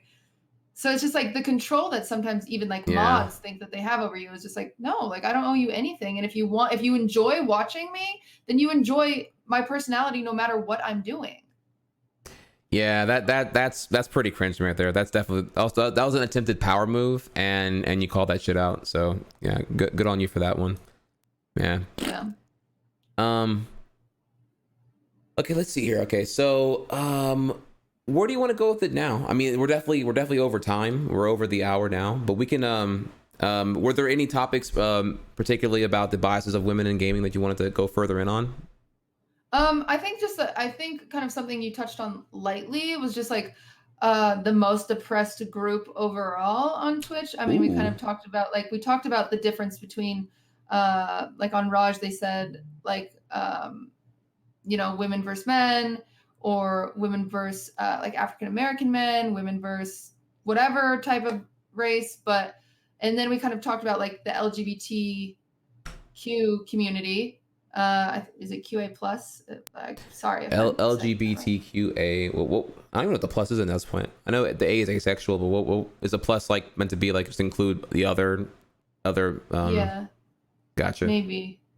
Yeah. But oh no, I'm sorry. LGBTQAI intersex. Yeah. So. LGBTQAI plus. Yeah. Okay. Plus. Yeah. Ooh.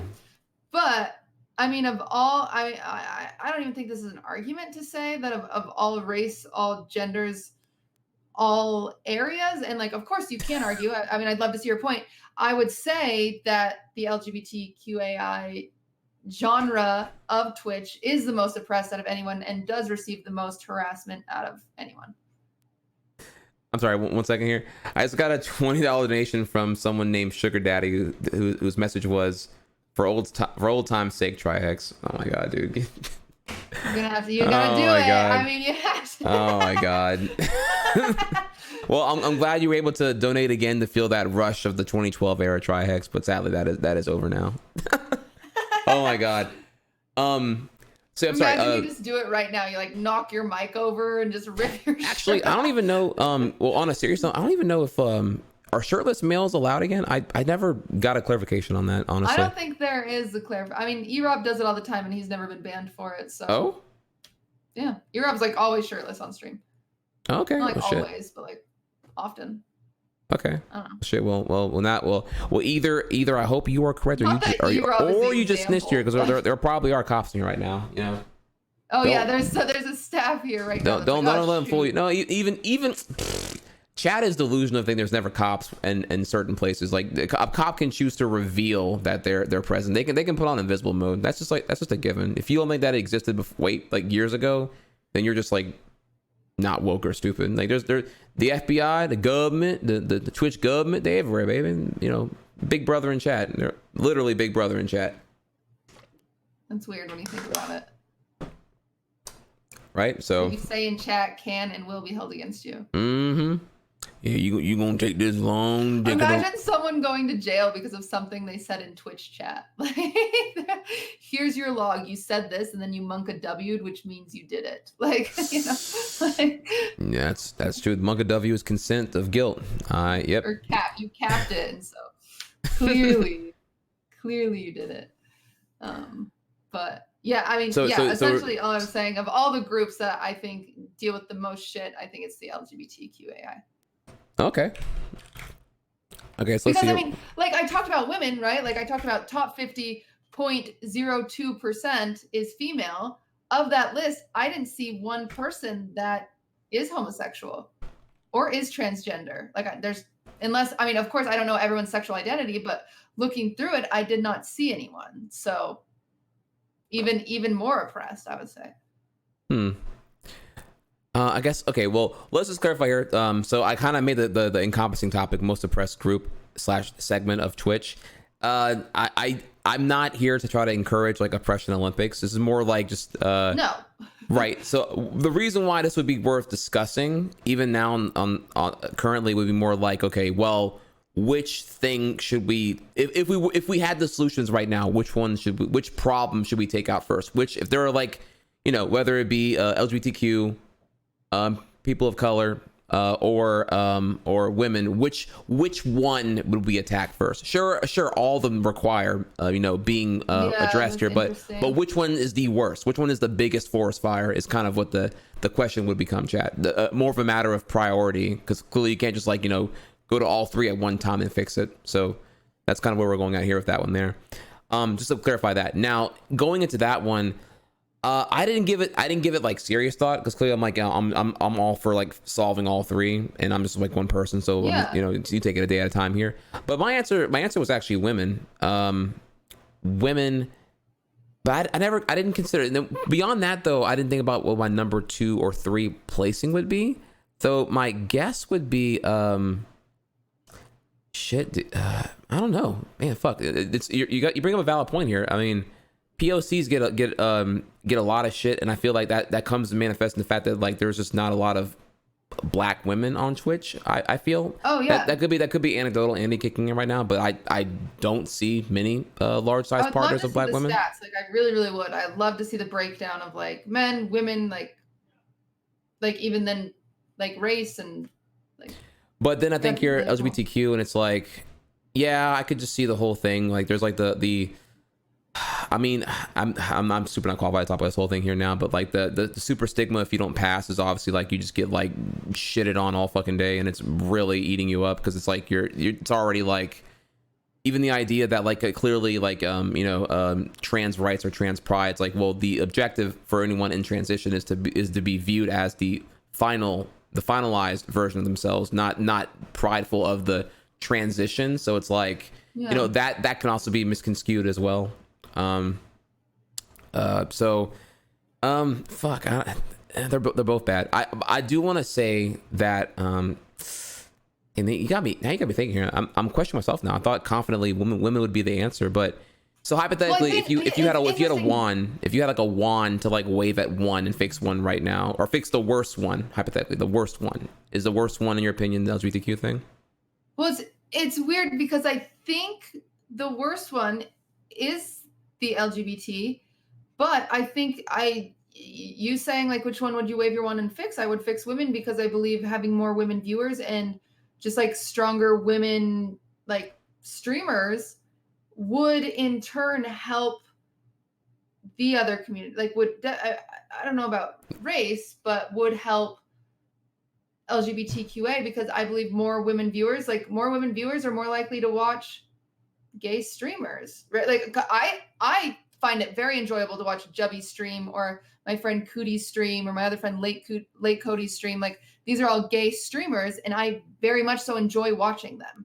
And maybe like it's weird, because there's people for everything. So wait, and I'm not saying men don't like watching gay streamers, but it's just like how men don't like watching females in general, just more of a feminine, like this is very broad, mind you guys, but like I'm not sure. It's hard because I'm trying to figure out how to articulate it appropriately, but it's hard not to fumble a little bit. Yeah, I'm not sure I agree with any of those. I'm not sure. I mean, sure, gay people get more harassment than straight people. Sure, I completely understand that. I don't know if we have people at this point now who are just like, oh, they're gay, so therefore I'm not going to watch them at all. I don't think that really because again, I think about it's really more of a personality driven platform. So I feel like it's you just happened to be gay and the personality wasn't into their liking, so they didn't continue to watch them or engage further by following them, I guess. But it goes back to the psychology of watching people like yourself. Like you want to surround yourself with people like yourself. And so if there's not a lot of LGBTQA even viewers, then like maybe that's the first step. Just like if there's not a lot of women viewers. Okay. And then the next thing that you said that was also that guys don't like watching women. Is it really that simple that guys just don't like watching women? As opposed to like they don't like watching women who do the meta of how the current meta female streamers stream. I'm not sure if it's that's what it is. I think you're right when you say that. Okay. So that's a fair point then. Yeah, like because a minute if you're not like I don't know relatively provocative or you're just like you're literally the husband's on stream like it's like you're in the you're on your computer and your husband's is in the background like I don't know playing with the cat or whatever. It's like, oh well, who's the dude? Oh, you're not single? Okay, peace out. So and that's another thing. This is totally off topic, but that's another thing that I've thought about when it comes to streaming long term is how would I ever get a husband? Would I lose viewers because I get a husband? And would that affect my career if Twitch was my career? Well, we have examples of that succeeding. I mean, Dex Bonus is has a child, is happily married. It's very obvious. Doesn't try to hide or anything like that. But I would debatably say that she's kind of like you in the sense that she's like anti-meta and just really, really cool. What I would big shouts by the way. Yeah, you should go check her out if you get a chance. Moz, if you want to link her Twitch in chat. I don't know exactly what her Twitch is. Like I forget how it's exactly spelled, if it's just like that or not. But yeah, check out. She's actually really, really awesome. Big fan. Like, what was I saying again? I'm sorry. It's like I'm going a mile a minute. I'm trying to remember like what I'm gonna say and what I'm preparing to say. Yeah, no worries. Crap. Yeah, there are women that have their husband and everything else here, and they do fine. But it's a very small thing. I think the meta is much more dominant than the exceptions I can cite here on that note. But you're right though. I do think that a lot of the 81% males of the audience here that you brought up here, that I don't know here, a subconscious desire to want to project themselves with you, or with the female streamer. So it's like whenever they are single, it's like infinitely less attractive for them because like there's no longer the nirvana of the projection is like completely baseless now because you're no longer single. It can't happen. You're already taken. So yeah, and that's a huge problem there too, actually.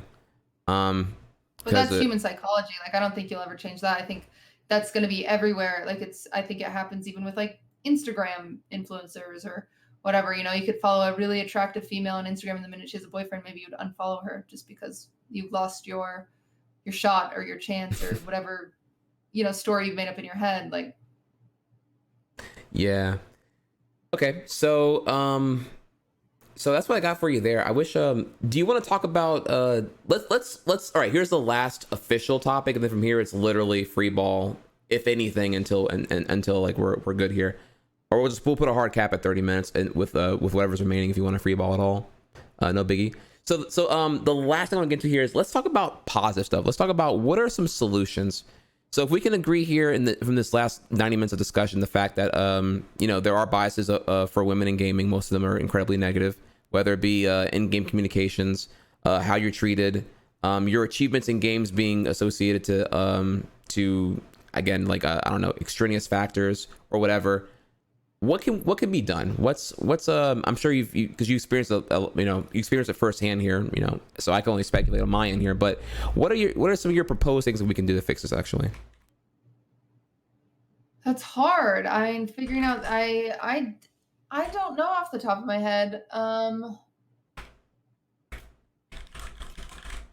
Yeah, I don't know. I don't know actually. I mean, do you have anything that you've thought of? So I'll give you a hot one, right? Here's a hot take.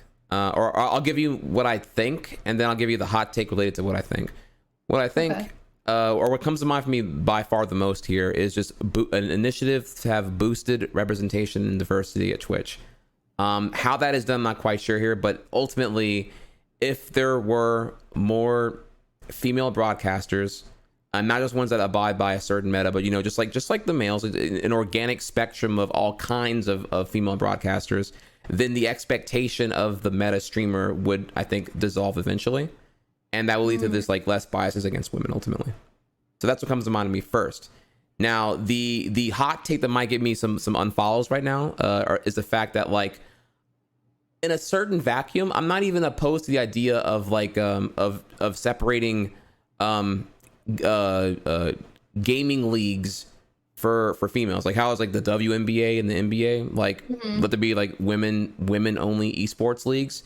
I'm not opposed to it because it because like the argument of is it fair? I mean, obviously it's very questionable for how fair that is, because women can just like get good if they want to like get good and compete in the same Just sex get leagues. good for Not a it. big deal. Yeah. But the idea is, yeah, if there's like more if it would guarantee do the exact thing I'm advocating for, which is boosted representation of women in gaming, normalize women in gaming, normalize that you can be a woman and be competitive in any kind of game. You don't have to have ammunition as the sole as a one of the sole active FPS females on Twitch. That could be just like it is who it is. Whoever you are, you're good at games, you're not good at games, whether you're woman or man. So I think there's a big value on that front, and that could lead to like repairing some of the social bullshit we have going on right now. And then we can worry about the objective fairness of esports stuff like later on, whenever gaming's less Yeah, see, toxic. I was gonna say, I think maybe the places to start is esports, not just the teams, but like think of the like I watch a lot of professional esports. Think of the casters. Like League of Legends, there's only two females. One of them is like the interviewer, and one of them is a caster who's only a guest caster, and she comes on every once in a while. How interesting would it be if there was like, I know forced diversity is never ideal, but think like film. There are certain companies in the film industry that require there are at least two women like as part of like the project board or something like that, like Mhm. that they're part of the discussion, just because then they have more perspective. Like what if like at these esports things that are mostly watched by males at this point, what if we started bringing in females and like saying like you have to at least have one female on your, I mean, it's not just esports, right? It's normal sports. Like how often do you see a female on the casting desk of a basketball game? She's Yeah. always on the court doing the interviews. So So I'm afraid I'm gonna have to disagree with that one. okay. The forced diversity, it seems so arbitrary at that point. I'm not sure, because then when you go for, okay, if you force like a certain like league team to have like one female on each of their teams just for the sake of diversity, irrelevant of their skill set, then the problem there is like the concept of fairness and objectivity of the game is called in so much more so than the positive of there being the female representation. Unfortunately, I think you lose Yeah. that really hard when you do that one there. But when you just do like a blatantly all female league, then like it's like so comically removed from fairness that like no one's gonna give a shit about it seriously, See, as I far as wouldn't like even fairness say goes. on the team though. I would say in the production. Like that's where I think they're missing females. Hmm. I'm not saying you have to require a female to be on your, like TSM doesn't have to have one female and C9 has to have one female. I'm saying the casting desk that is broadcasting these should have one female. I, I'm afraid I don't know enough I don't about. know. Like it's an idea, right? Like I guess if we had some examples to pull from where I can like say, like, I mean, like, how many female reporters are there working for ESPN? How many female anchors are there, doing the things, whether they're interviewing the coach after winning the football game or interviewing, some NBA player after their game is done or whatever. I don't know. I would need like some examples to pull for me to give like any conclusive things I like about or that. yeah. But I mean, I hear you though. I definitely am all for more women in production. I just don't know if I don't know what the execution would be, because that's kind of the problem here. Like this is a fun exercise whenever I can like ground it into an actuality and be like, yeah, this could happen tomorrow if they would just fucking do it. But whenever we're just like keeping it like mega vague and there's like nothing that makes it tangible, I'm just like, yeah, well, that's kind of why it's still in the air right now. So yeah. But and also I'm not even sure if I don't know, like, am I to really assume there are not women currently behind the scenes in some of these things? Well, I know the League of Legends community very well, and they have one female that is a guest caster every once in a while, and then they have one female that does the on-floor interviews, and that's it. As opposed to like everything that is shown like as opposed to 4 guys on the desk casting the game every single Sunday. Okay. So I mean, I just think maybe I can only say there that attract more females. Maybe. I mean, I don't know. I can only say there that casting is a very underappreciated thing, and you get to be really good at what you're doing, fast on your feet, very savvy, all the stuff there. And I'm just not sure that I'm honestly not sure. A female who could do it? No. No, that like that there is a. I think on a word here. Are there any can you I'm trying to word it here right now. I feel like I could cast a League of Legends game. Okay. Again, maybe I don't know enough about it here. People that are passionate about, like, I know a lot of females that are passionate about a certain video game, and they could sure as hell cast it. Maybe I'm just humbled because like I did casting or I did commentary for a Smash Major recently, and I learned how actually difficult it is to do really, really well. So like doing, I guess I'm envisioning when you say like a league major, like like with the way up there is where you have to like be like super on your shit in every way possible. And I'm just not sure. Maybe I'm just intimidated by it altogether here. But hey, if there are women who are ready to go up there and do it, yeah, I'm all for it. I just don't know if I'm not saying like choose a random person. It's like, oh, just because she's a girl, she should cast. I'm just saying maybe have more inviting opportunities. Yeah, maybe I'm just a little bit hesitant on it because I can't think of any notable female broadcasters, which is kind of the problem, though, right? So yeah, that's exactly the problem. Yeah, I mean, there's one in League, and she's fucking awesome, and every single time she goes on, it's like I love it, but she's only a guest caster. She's not on every week, so I think that's the problem. If she was a regular, then I think it could be different. Yeah. I wish I knew more about the League context. It's like I can't. I'm finding it hard to like. I mean, even in Smash, have you ever seen a female cast Smash? Yeah, there's Vicky Kitty comes to mind actually. But she's such an exception to the normal though. You're not wrong there. She's a beast and she's very good at what she does. Her and Wadi's girlfriend Senpai. She also is a really, really good. Even actually commentated her boyfriend's match. And even for that specifically, delivered fantastic, unbiased commentary that sounded very, very professional and enlightening. So, yeah, no, you're right. There are some there, and it's getting better, particularly in my savvy realm of Smash Brothers esports scene. But I can't comment on League. I don't know League at all. I just imagine that like League is like a huge production and. These production managers are probably like really antsy about anyone who's like not having who doesn't have bankable super majors on the back of their belt that they've commentated for, which I do get kind of locks out the females because like, hey, you want experience, but the females don't get a chance to acquire experience. So what are we gonna do? You know what I mean? Yeah. Like I need a pair of scissors to open the packaging of the scissors. Solution. It's just an idea. Like it's just an idea. Like I don't know if it would do anything, but maybe it would attract more females because they see more females. You know. Yeah, it's a just a theory because it's a complicated thing because I feel like there's a very similar parallel with like with female directors in Hollywood. You know, it's like it's really bad on that end too, and oftentimes you see a similar thing too where there should be like more mandated females and more mandated female writers. I do agree with the writers obviously here, but it's like I'm not saying I'm not a fan of having more female directors. But it's like it's a complicated thing to like trying to figure out what the grounded solution should be to actually boost up the diversity in those fields based on skills and not gender appropriations, I guess. Yeah. Sorry, I need to drink more water. My throat's getting raspy now.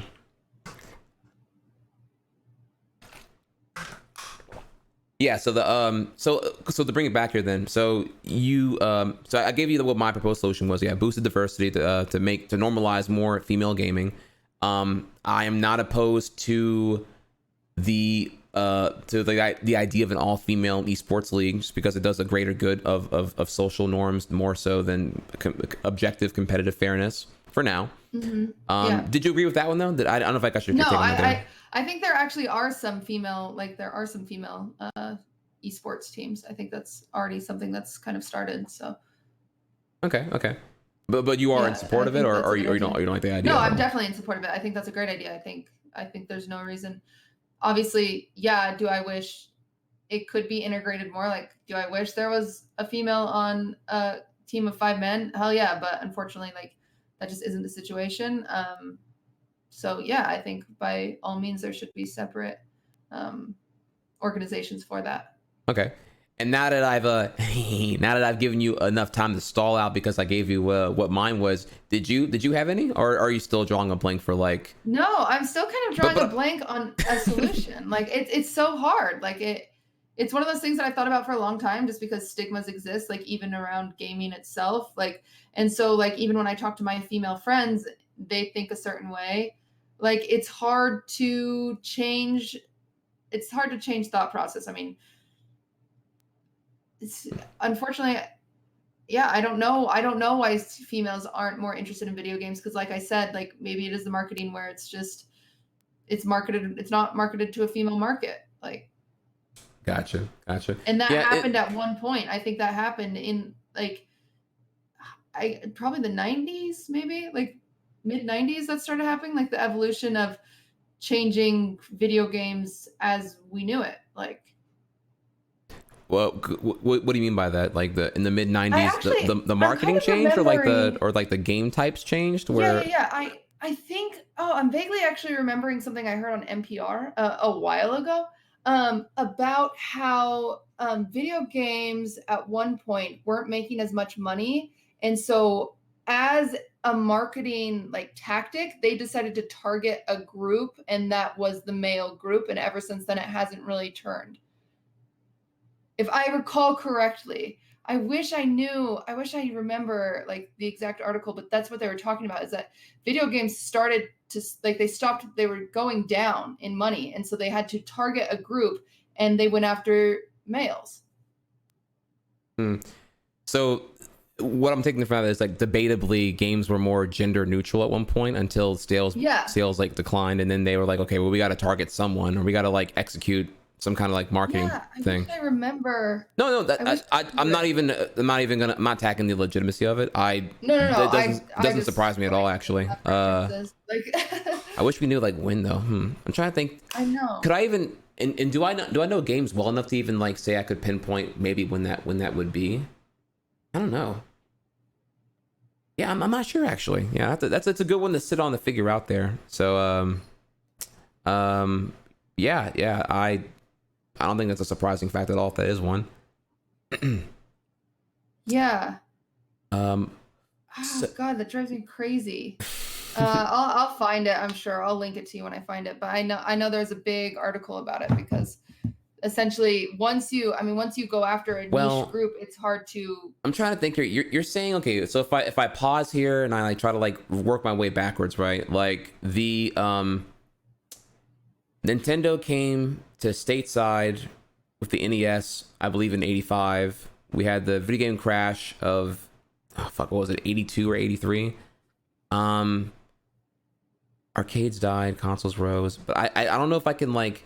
Was it really in the '90s though? I feel like that might have been, maybe that was like further back actually. Maybe it was like before the '90s. Oh, it was okay. It was it was early '80s. In 1984, 80 or 73%. Wait 1 second. Off. I thought I had it. Oh, it's gonna drive me crazy. Yeah, it was actually in the '80s. A lot of early computers were used for game playing. Those games tend to be more aimed aimed more at boys and men, so it was easy for boys to get a leg up in the area through gaming. Gotcha. No, that makes sense. Like I said, I admitted earlier in this podcast the fact that I mean, yeah, definitely I felt video games are absolutely marketed towards in the boys toys segment as opposed to like it being more gender neutral. So I definitely agree with that now. I think it was talk about Apple having like personal computer ads, like just like selling personal computers, where specifically in the commercials it showed boys making fun of girls' computer skills. Oh, so, yikes! Kind of interesting, you know, because then if you're a cool boy, like you're gonna be good at the computer, like you can make fun of girls, like kind of interesting. Yeah, and dork with your fake nails, you can't even type fast. Get out of here. Yeah, get out of here. Get back in the. I don't know. I don't want to make the whole joke here, but like, yeah, I can see that being a thing. It's really stupid. Yeah, so they talk about the chicken and egg cycle because advertisers sold games to boys because boys were the ones buying them. And then boys were the ones buying them because advertisers were selling to boys. That's why the industry literally called it a Game Boy. Okay. Yeah. Interesting. Well, yeah. The more I know. Okay. Well, I have here like one dope audience question that I had asked my chat if they had anything they wanted to ask you before we if we had any extra time here. I got hard 10 minutes left unless you're out of time or whatever here, but no, you're good. Do you want to, so if you want to hit this question up here, let me know what you think here. The question reads, does she have the opposite experience of that is of the biases against women, like the biases for women in that case here, stating here the guys being overly nice or even patronizing because she's a girl? Have you experienced any of that before? That is interesting. I mean, essentially, I feel like that. I have an interesting take on that, and I feel like some people won't agree because some people just like to flame white knights. But I believe that even male streamers have white knights, and I think white knights are just people that defend you, like, and not necessarily because they love you, but just because they're like, you know, you're a good person. And calling them white knights is even derogatory because I think they're just like friendly viewers that don't like it when someone comes in and they call you names. So all they say is, you're wrong. Like, she's actually really chill. Like, she's not a psych. Like, obviously I get called the psycho a lot. You don't know me from Raj, but I get called crazy a lot. Wait. What do they call you on Raj? They call you a psycho? Yeah. Like psycho bitch? Like, I don't, you gotta fill me out. Like crazy. Like, just like regular old psychotic? Yeah. Okay. Mm-hmm. Yeah. Why? I don't get it. Why would they, because one of my very first experiences on Raj, I told a story about an ex-boyfriend whom I gave bedbugs to on purpose. And so from then on, I was pegged as a crazy girl. Oh, okay. Well, it's not, and it doesn't help that I have like Senpaku eyes and I have a crazy laugh and stuff like that. But like I have talked about this on my stream before. Everybody needs to know that there is a time and a place for the whole story, and Raj is not the time and the place for the whole story. You don't know. Yeah, like people don't know why he got bed bugs. You just know that I gave him bed bugs. You don't know what he did to deserve that, yada, yada, yada. So you see one version of it and you create a stigma and blah, blah, blah, because I'm not going to tell a whole long story on Raj to explain myself. Like, if you're interested, you can come to my chat and I can tell the story. I've told it 100 times. So no, I agree with that. Definitely that. Yeah. Yeah. So I'm saying when random people come to my chat and they say like, oh, you're crazy. And I have like I have someone in my chat defending that essentially, and they get called a white knight. I don't think that's fair. I think that good people can be good people without being a white knight per se. Okay. No, for sure. Yeah, this is the same thing as like the toxic trope that is like, you know, if you're an aggravated woman, you know, you're oh my God, you're a feminazi SJW, and you know, hot pocket. You know, it's either black or white. You know, everything fits in some pre-labeled box, and there's no gray room for anything, and it gets really aggravating. I can see that. I can see that. I see that currently now being a big issue here. Just like if you're like 1% towards that, they're just like, yeah, whatever, fuck it. You're just because you're just triggered and it's time of the month or whatever else. And it's like that's like such a toxic rhetoric. I'm not a fan of it at all. Because it just like it belittles any actual concern that perhaps most women on this platform would have whenever it's like, yeah, she's just aggravated, she's just mad or whatever. So like, I'm sure people are nicer to me because I'm a girl, like, and maybe I just don't acknowledge it. So like, that's a fair question to ask. But I also think that maybe people just treat me as a person. I don't know. Like, I don't read into it that way, but it could be true. Okay. Oh yeah, no, that's fair. It wasn't really like a follow-up pointed out one other than just like, well, maybe you have an experience. I don't know. Because again, no, it's a good question. Sadly, you know, I can't say I've been around too many women in the Twitch environment because it's such a massive sausage fest. So it's so I was really excited to have you on just to hear from what you go through, because I do on my own stream, you know, currently happening right now, speculate what problems women are going through and what if I can be part of the solution, what can be done to make it better. So it was really good. It was really good to have you on and talk about that. Well, and I super appreciate you having me on, because I've been on a few Raj Royales and not everyone takes the time to truly articulate an opinion, and instead it's just a bash fest and there's no actual information being learned. And so I think it's important when you do have a platform with 20,000 viewers, if you can take the time to actually formulate a sentence. And like, that's why Hassan and Destiny do so well on it, because they talk about interesting, educated things. And I think that's important. And I seriously, I appreciate you for going on and doing that, because like I said, I'm a huge part of Roger's community. And so it's nice to have someone who has educated opinions come on the show. Yeah, no doubt. Super sick. No, the pleasure was all mine. Well, so now I'm kind of like, I'm out of topics. I don't really know. It was kind of like we didn't really have an open agenda of this whole thing here. It was kind of just like trying to like, you know, just have a little bit of fun here. I guess I do have one kind of cool question for you before we get to like wrapping up, and you can do some plugs if you'd like here. So where do you want to go with your stream now? Because we've been talking about your stream, but not really. But I kind of don't really know like what it is to currently this time here. I know that you work full time. I know that's like your little side thing. I know that you are, you know, the sub count is very, you know, inflatable, deflatable. What's the word here? Like, what's the word I'm looking for?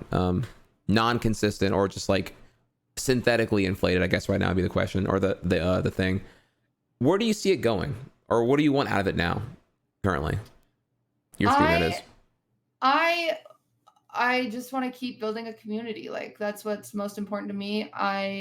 I'm excited about my growth, and I'm excited about the community I have created. It's actually a very like positive and wholesome community, but we also are good at banter with each other. Like, we know when we can joke around. We know, like, I'm very proud of the community I have. And so I just want to keep growing that, because I think it's actually a very positive community, and I would like to share it with more people.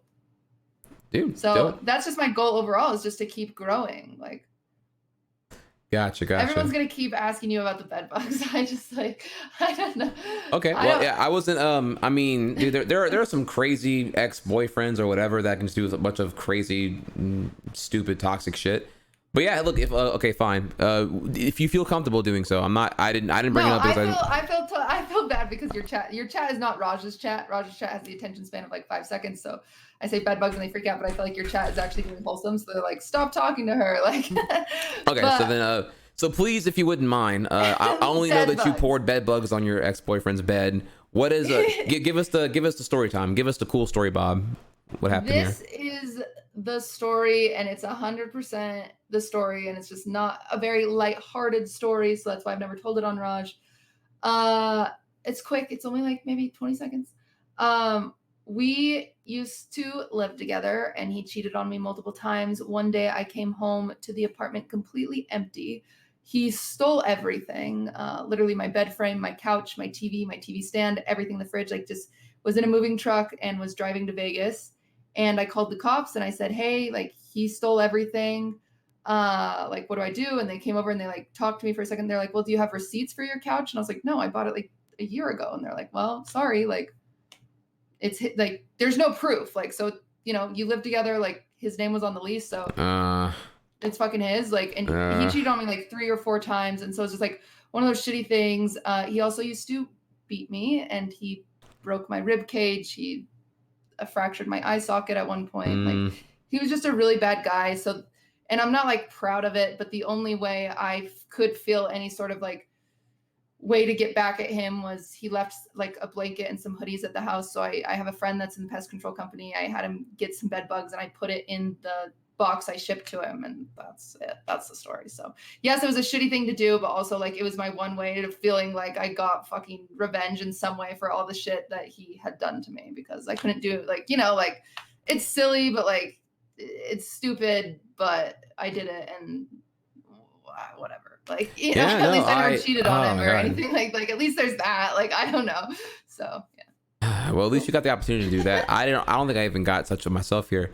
I can tell you a counterexample story of that where I got fucked over, and I wish I had. I don't know. I wish I could have done something to the person who offended me with the whole thing here. Yeah. If you want to hear it. So no, I definitely do. So I had an apartment in 2012, and I had some roommates that would like, they were like they were super professional recreational smokers. So they had like they had miniature blow torches whenever they were lighting their bongs and everything else here. And so what happened was, like, you know, we lived there for like a year and a half, and we had too many noise violations because we lived above like some old dude who was like really pissed off at how fucking loud we were all the time. Because we were like, this was like 2011, so we were like, you know, just like fresh out of you know, we were all college kids, you know, not giving a fuck at all, and they had their boys over like late at night and everything else here. So whenever we got our fourth noise violation, we were due to renew our lease for like mid 2012 or mid 2013, and if we got our fifth notice of noise violation, we were going to get a 3-day eviction notice, like no questions asked. That's a policy, hardcore. God. So I was like, well, fuck that, dude. We ain't gonna renew the fucking lease on this shit, dude. We gotta get the fuck out of here, dude. So I was looking to get out, so I didn't want to renew the lease at that point, right? And the problem was, whenever we were to leave, they emptied their rooms. Unfortunately, the entire apartment was a carpet. They had various burn marks in their rooms because of their usage of those personal blowtorches for their bongs and everything else here. So, and then of course, you know, when the inspection lady came, she's like, "Hey, we got to replace the carpet. It's going to be when we do carpet replacement, we do the entire carpet because you fucked up or whatever. So it's going to be, oh fuck, what was it, like $1,800 to do the entire carpet, because it was like, you know, because they had to do it. They had to be to their standards. So they just charge whatever the fuck they want to do it, right?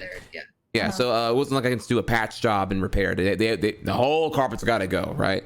So yeah, so it's going to be like $1,800. So my share would have been $600, right?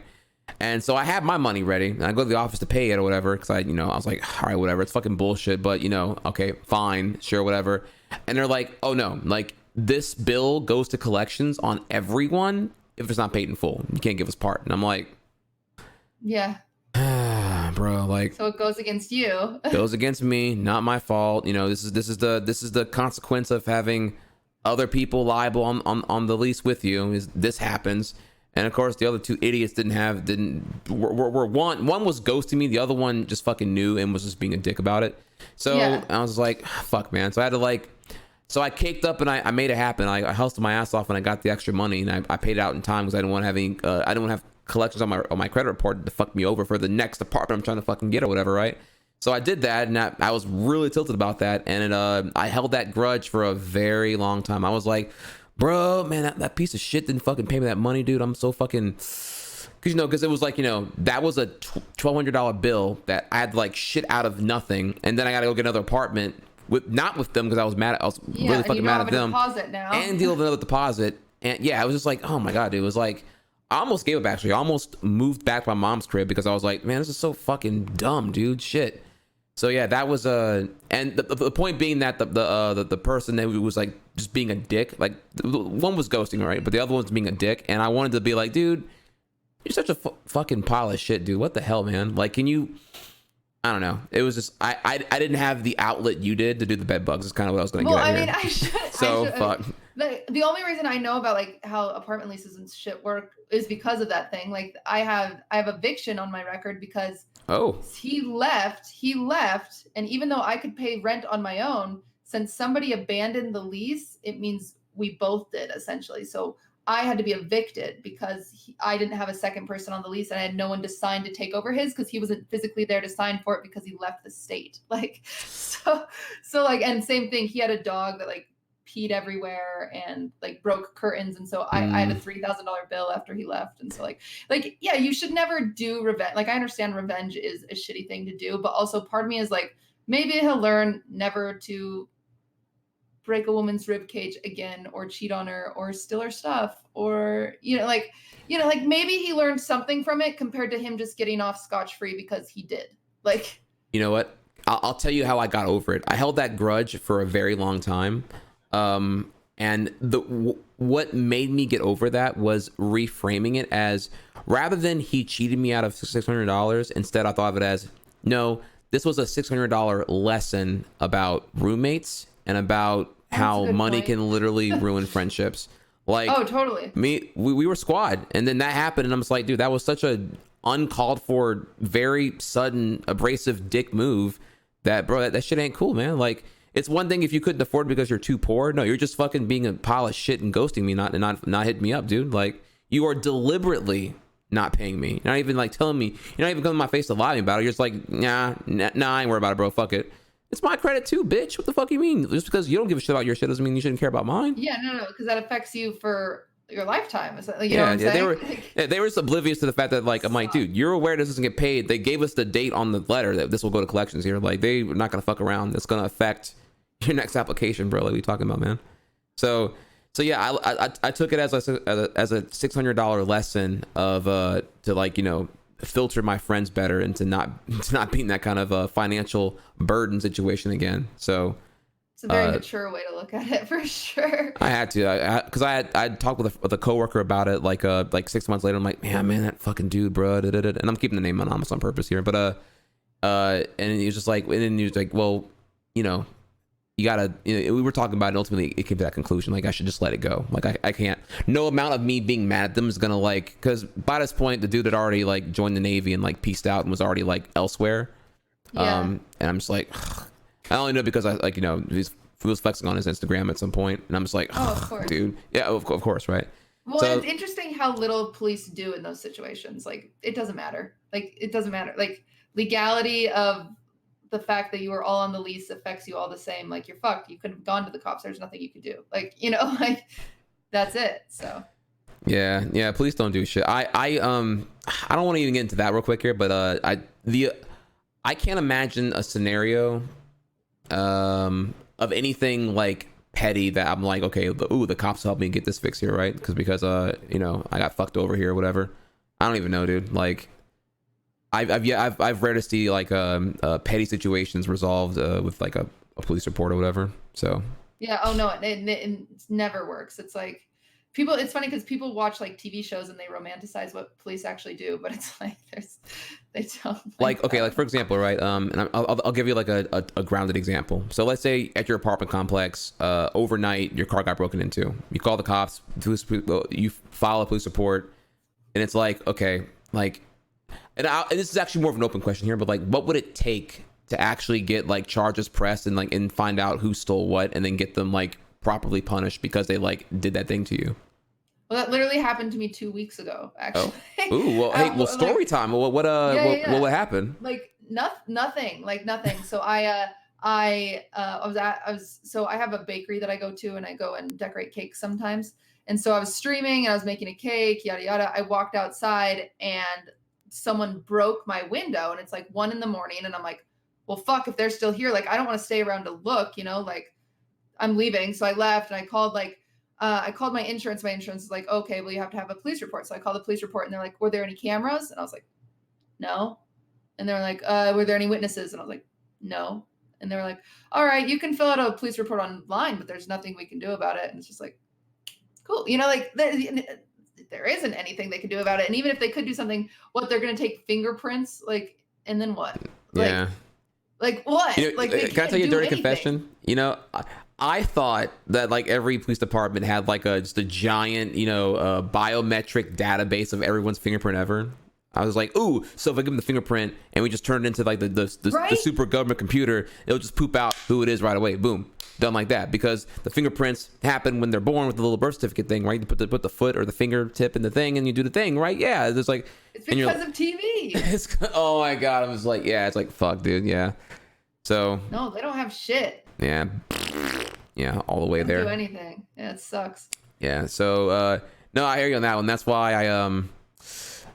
why okay, and I'm derailing here again, I apologize, but that's why like I don't want to park, like if I ever have to go to like a Walmart, I opt to like park further towards the back where it's less occupied, so that I have the lower variable of someone like rear-ending me or like or hit and running me, you know. That could happen, you know. Some dumbass could just like, you know, try to like, I don't know, hastily pull in and just like, you know, sideswipe your vehicle, and it's like, okay, well, you're not there, you're in the store, no one's around, no one's stopping you, car alarm's going off, everyone thinks it's just an accidental like, you know, butt dial for the alarm button, no one's reacting appropriately. You could just hit the accelerator, you could just go off right now. You're gonna do a U-turn to turn around and, you know, fix the problem. Nah, you're out. So well, and even if there was cameras, like chances are the cameras from above, it sees a red car, it doesn't see a license plate, like, so that it doesn't matter. Like, not only that, some of them things are like 2 FPS, so you can't even like, all you get is like the color of the vehicle, not even what fucking happened in the first place. So yeah, the actually, you know what, I agree with someone in chat here. The real thing you got to do is you got to get a dash cam. That's what that's the only way to and I will say this, chat, not to shill here, the dash cam, they some of them are as cheap as like $50, but it'll go a long way. If you've ever had the mispleasure of being in a car accident, bro, you got the dash cam, trust me, the opponent's insurance company that's guilty are sweating now, because you're like, oh shit, you have video footage. It's not going to be, you know, testimony versus testimony. We can just like see what the dumbass did whenever they sideswiped you. Done. Like 100-0 matchup right there. I do want to address something in chat, because a lot of the people are like, oh, she gave him bed bugs instead of going to the cops. You don't know the horrifying terror you have in your life when someone says they will literally kill you if you go to the police. Like, that's why you don't go to the police. You know, it's you don't understand. I was literally telling my chat this before about like about how problematic it gets with restraining orders. Like, I mean, let's say you have like a abusive like ex-husband, hypothetically, right? And you're just like, you're tired of his shit, but you know, because y'all were, you know, again, domestic partners or whatever, like he probably knows where your parents stay, where you are, where you work, you know, where you used to live, if you currently live there now, whatever. And it's like, okay, well, I had your shit, I'm tired of fighting with you, you broke a lamp the other day, you hit me, etc. There's a bruise here, I want a restraining order. And it's like, yeah, well, he could, you know, that's like a legally preventative consequence if they violate it, but he can still violate it physically. Exactly. Like, it does nothing, you guys. Like, it does nothing. So. Yeah, I agree with that. Yeah, oftentimes you're just like a voluntary police call is like is an escalation, and that might make the already like volatile dude like or person, it could be either one, right, chat, but a person just like, you know, all right, well, fuck it, now I'm just go crazy. So. Yeah, I agree. Yeah, please. Thought I should say that. Yeah, popo are garbage at times. Like, what is like blah blah blah? You know, it's whatever. It's the past, but I just thought you guys should know that. All right. Psychological impact on people is something that you should always read into before you make assumptions. So. Yep. I think, but not everyone takes the time to do that kind of stuff. No, for sure. Unfortunately. Well. So at that point now, we have crossed over 2 hours, and man, that was not hard to do at all. We over doubled the length. That was crazy. Yay, so QTCinderella, please feel free to plug. Let everyone know where they can watch you, where they can catch you, what they can expect from you from this point onward, as far as your Twitch content goes. Yeah. Whether or not are you going on future Raj Royales or anything like that, or like? I am on Raj probably at least once a week. So I mean, I'm either on the Raj Lair or the Raj Royale, or I was just on King of the Hill. I don't know. I love Raj. Raj is I freaking love Raj. He's my everything. I love that man. So I'm on Raj a lot. I stream super variety. Like for the past 3 streams, we've been sewing this stupid Jigglypuff because I lost a bet and I had to make someone a Jigglypuff. So can we a Jigglypuff plush? Like, well, I can't tell. Yeah. Oh, do you want to see it? You know, actually, it's actually really funny. I had Yeah, I have your camera cropped here, but actually, I could actually. Ugh. We sewed this. We made this on stream. Dude, that is so big. It's huge. Yeah, I lost a bet, and so I said that I would, if I lost, essentially I bet the biggest Jigglypuff I could find, but then it turns out they don't make very big Jigglypuffs. So then I was like, I guess I'll make it. So all right, two things here. One, that is absolutely adorable, and that looks official. I thought it was you made that, right? Like you made this smiley face. Like you made that. 3 streams to prove it. It took forever. It took like 12 hours. Like it was not fun, but we just do a bunch of random shit on my stream, like this, and just hang out, and actually have a charity stream tomorrow. Ooh. A media share charity stream. So that should be fun. But yeah. So yeah, y'all, twitch.tv/QTCinderella. Please check out her Twitch. She'll be live tomorrow. That'd be fantastic. This is really cool. So what are you doing with that now? Are you selling that? It's actually, do you know who Ludwig is? Yeah. Yeah, it's for him. So I have to ship it to him. Okay. Yeah. It's my boy. Yeah. Awesome. I lost a bet, and I have to follow through. So I guess it's his if I ever get it over to. The thing is I'm in Vancouver, and I don't want to have to deal with customs, so I'm gonna wait until the next time I drive down to Washington, and then I'll ship it out of Washington. Gotcha. No, yeah. International shipping is garbage. I get you right there. It sucks. Like, so yeah, but so until I ship it, it is part of our hangout. No, man, I don't know what you would price your labor for as far as making that goes, but I could see that easily going for like $100 right there. Yeah, I don't know. That's what my chat was saying. They were like, sell it. And I was like, yeah. Even if I sold it for $100, it took us 12 hours. So what's that? That's like right. I mean, $9 an hour. No, cool. I get you. It's really obviously, a power flex.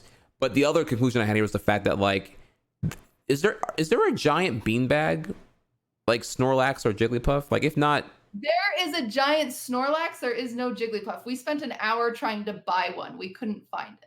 Oh, it's regularly sold out all the time. The biggest one they have is like 24 inches or something like that, which is like slightly bigger than a basketball, I think. So that's why we had to make it. We tried to buy one. We did. Gotcha. All right. Well, so yeah, we'll hit up the specifics here. So yeah, follow her, y'all, for her channel. What time tomorrow is this charity media share stream you're doing? Question here. It sucks because I work, and so my community is super, super nice, and they just deal with my shit schedule. When I say I'm going to start at 6, I usually start at like 8. So I'm hoping to start at 6:30 tomorrow, but we'll see. 6:30 Pacific. But it is for half the proceeds are going to a Little Hope Foundation, and the other half is going to the BCSPA Animal Shelter. It's actually in memory of my mom, because tomorrow will be officially 3 years since she passed away. So we're going to do that, and we're going to hang out with each other. And the whole idea of the media share is to try to get me to laugh. And if I laugh, then I have to donate $10 to the organization as well. So you laugh, you lose. See what happens. Yeah, man. If I laugh, I lose. I'm gonna warn you right now, man. They got some dirt. When you throw that out there, they got some fucking dirt. And then I'm giving you the media blast right now. Oh, you're going down in flames. It's actually like I'm like telling myself, I'm like, okay, you can't laugh more than 200 times. Like, no matter what, just don't laugh. Like, that's your limit, girl. Like, so, but it's bad because my community knows what I think is funny. So I'm just like, but hopefully we'll see what happens. We'll see. I can hold it down pretty well. But we'll see. Yeah, I'll come by and show some love. Absolutely. No. Awesome. Well, thanks for having me. Absolutely. Thank you again.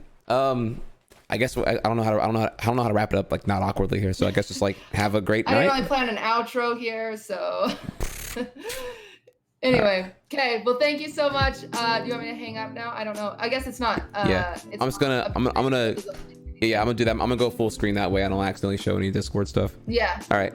We're good. Okay. Cool. Right, Thank you, Tri-hex. Have a great night. Peace.